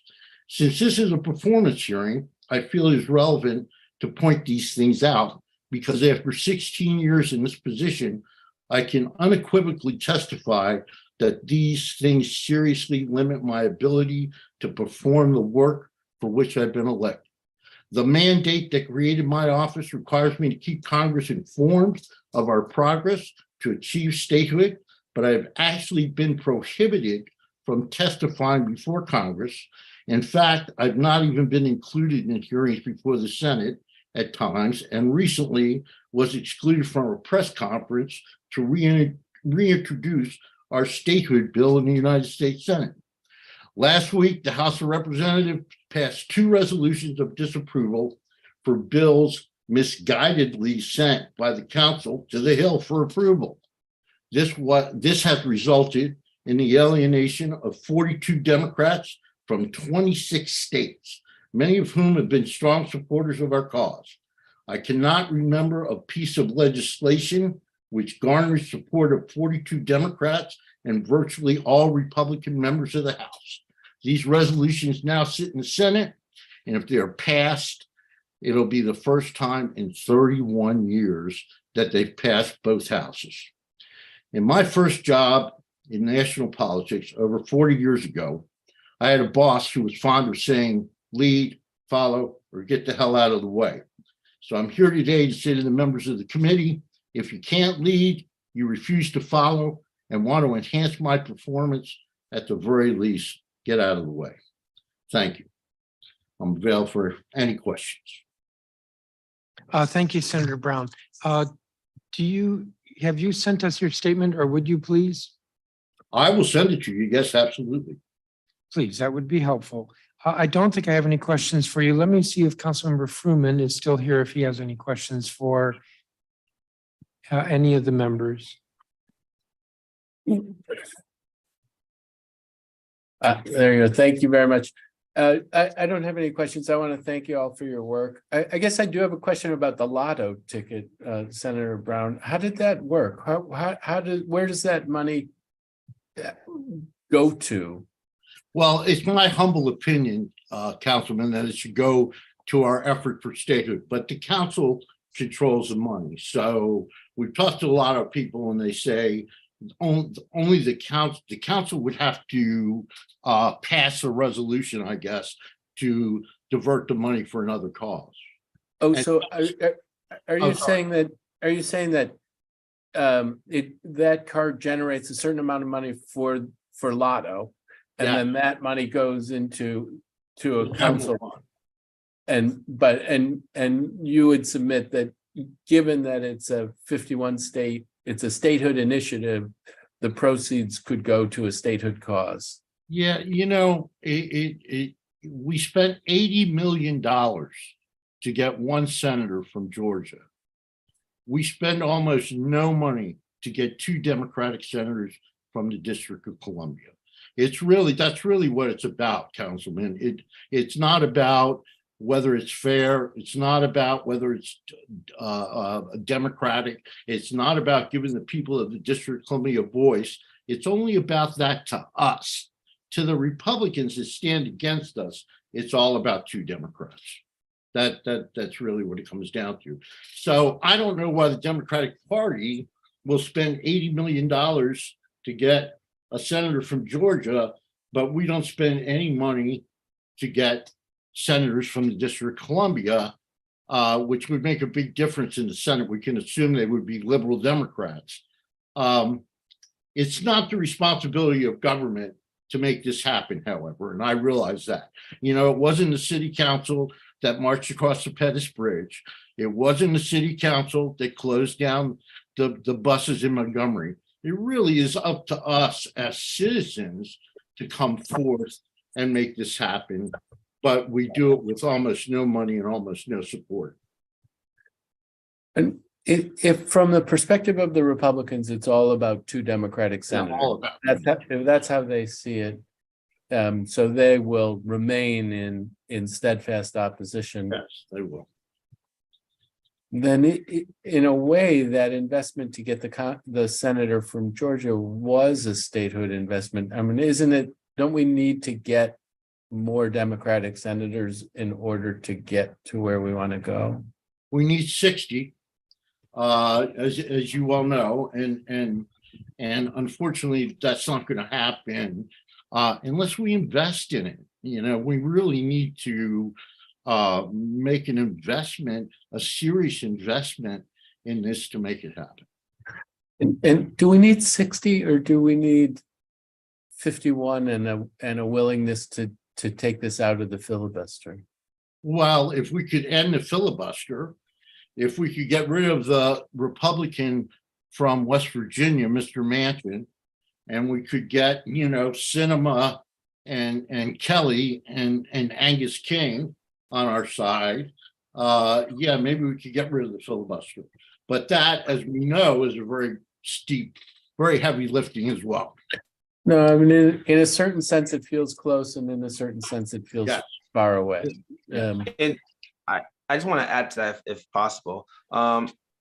It's not just a math equation of how many senators are there and what if they're Democrats or Republicans. We also got to look past the politicians themselves and reach the people. Because in a few years ago, no one would have thought that Republican President Trump would have done criminal justice reform. But when you have people motivated to do something, politicians do change. At the end of the day, they care about votes too. So that's part of the reason why we went to Sacramento and did Africa House. That's part of the reason why I went to Toronto, Canada, and met with influential pastor, because they move people. And one thing these politicians and senators know how to do is count votes. So the more people are activated in their singular states, the more they pay attention to an issue. I'm concerned that we were looking for 60 senators who are Democrats, and then what Senator Brown just said, some of those Democrats may not lean the right way. We saw that in terms of the House voting against two bills. We saw some of our statehood champions vote against our interests in local autonomy. So the more we can educate voters and people around the country, the more we can really push our way in Congress as well, because we have their voters on our side too. No, I completely hear you. And that's why I was so pleased to hear about your work in West Virginia. And that's exactly the kind of thing that I think we need to be doing. There is groundwork that has to be done. And you guys have been working at that for a long time, and really appreciate it. Thanks. All right. Thank you. Thank you, Councilmember Fruman. I do not have further questions for you. You are all scheduled to come back and testify when we have the budget. I had that date in front of me and I misplaced it. That's, I believe, early April, we will have you back with regard to your budget. So I want to thank each of you. I'm going to have to close out this hearing. We were time limited. The retirement board will be rescheduled to 1 p.m. on Monday, February 27th. And I guess technically what I'm going to do is recess this hearing to Monday, February 27th. The time is 1:53 p.m. and this hearing is recessed.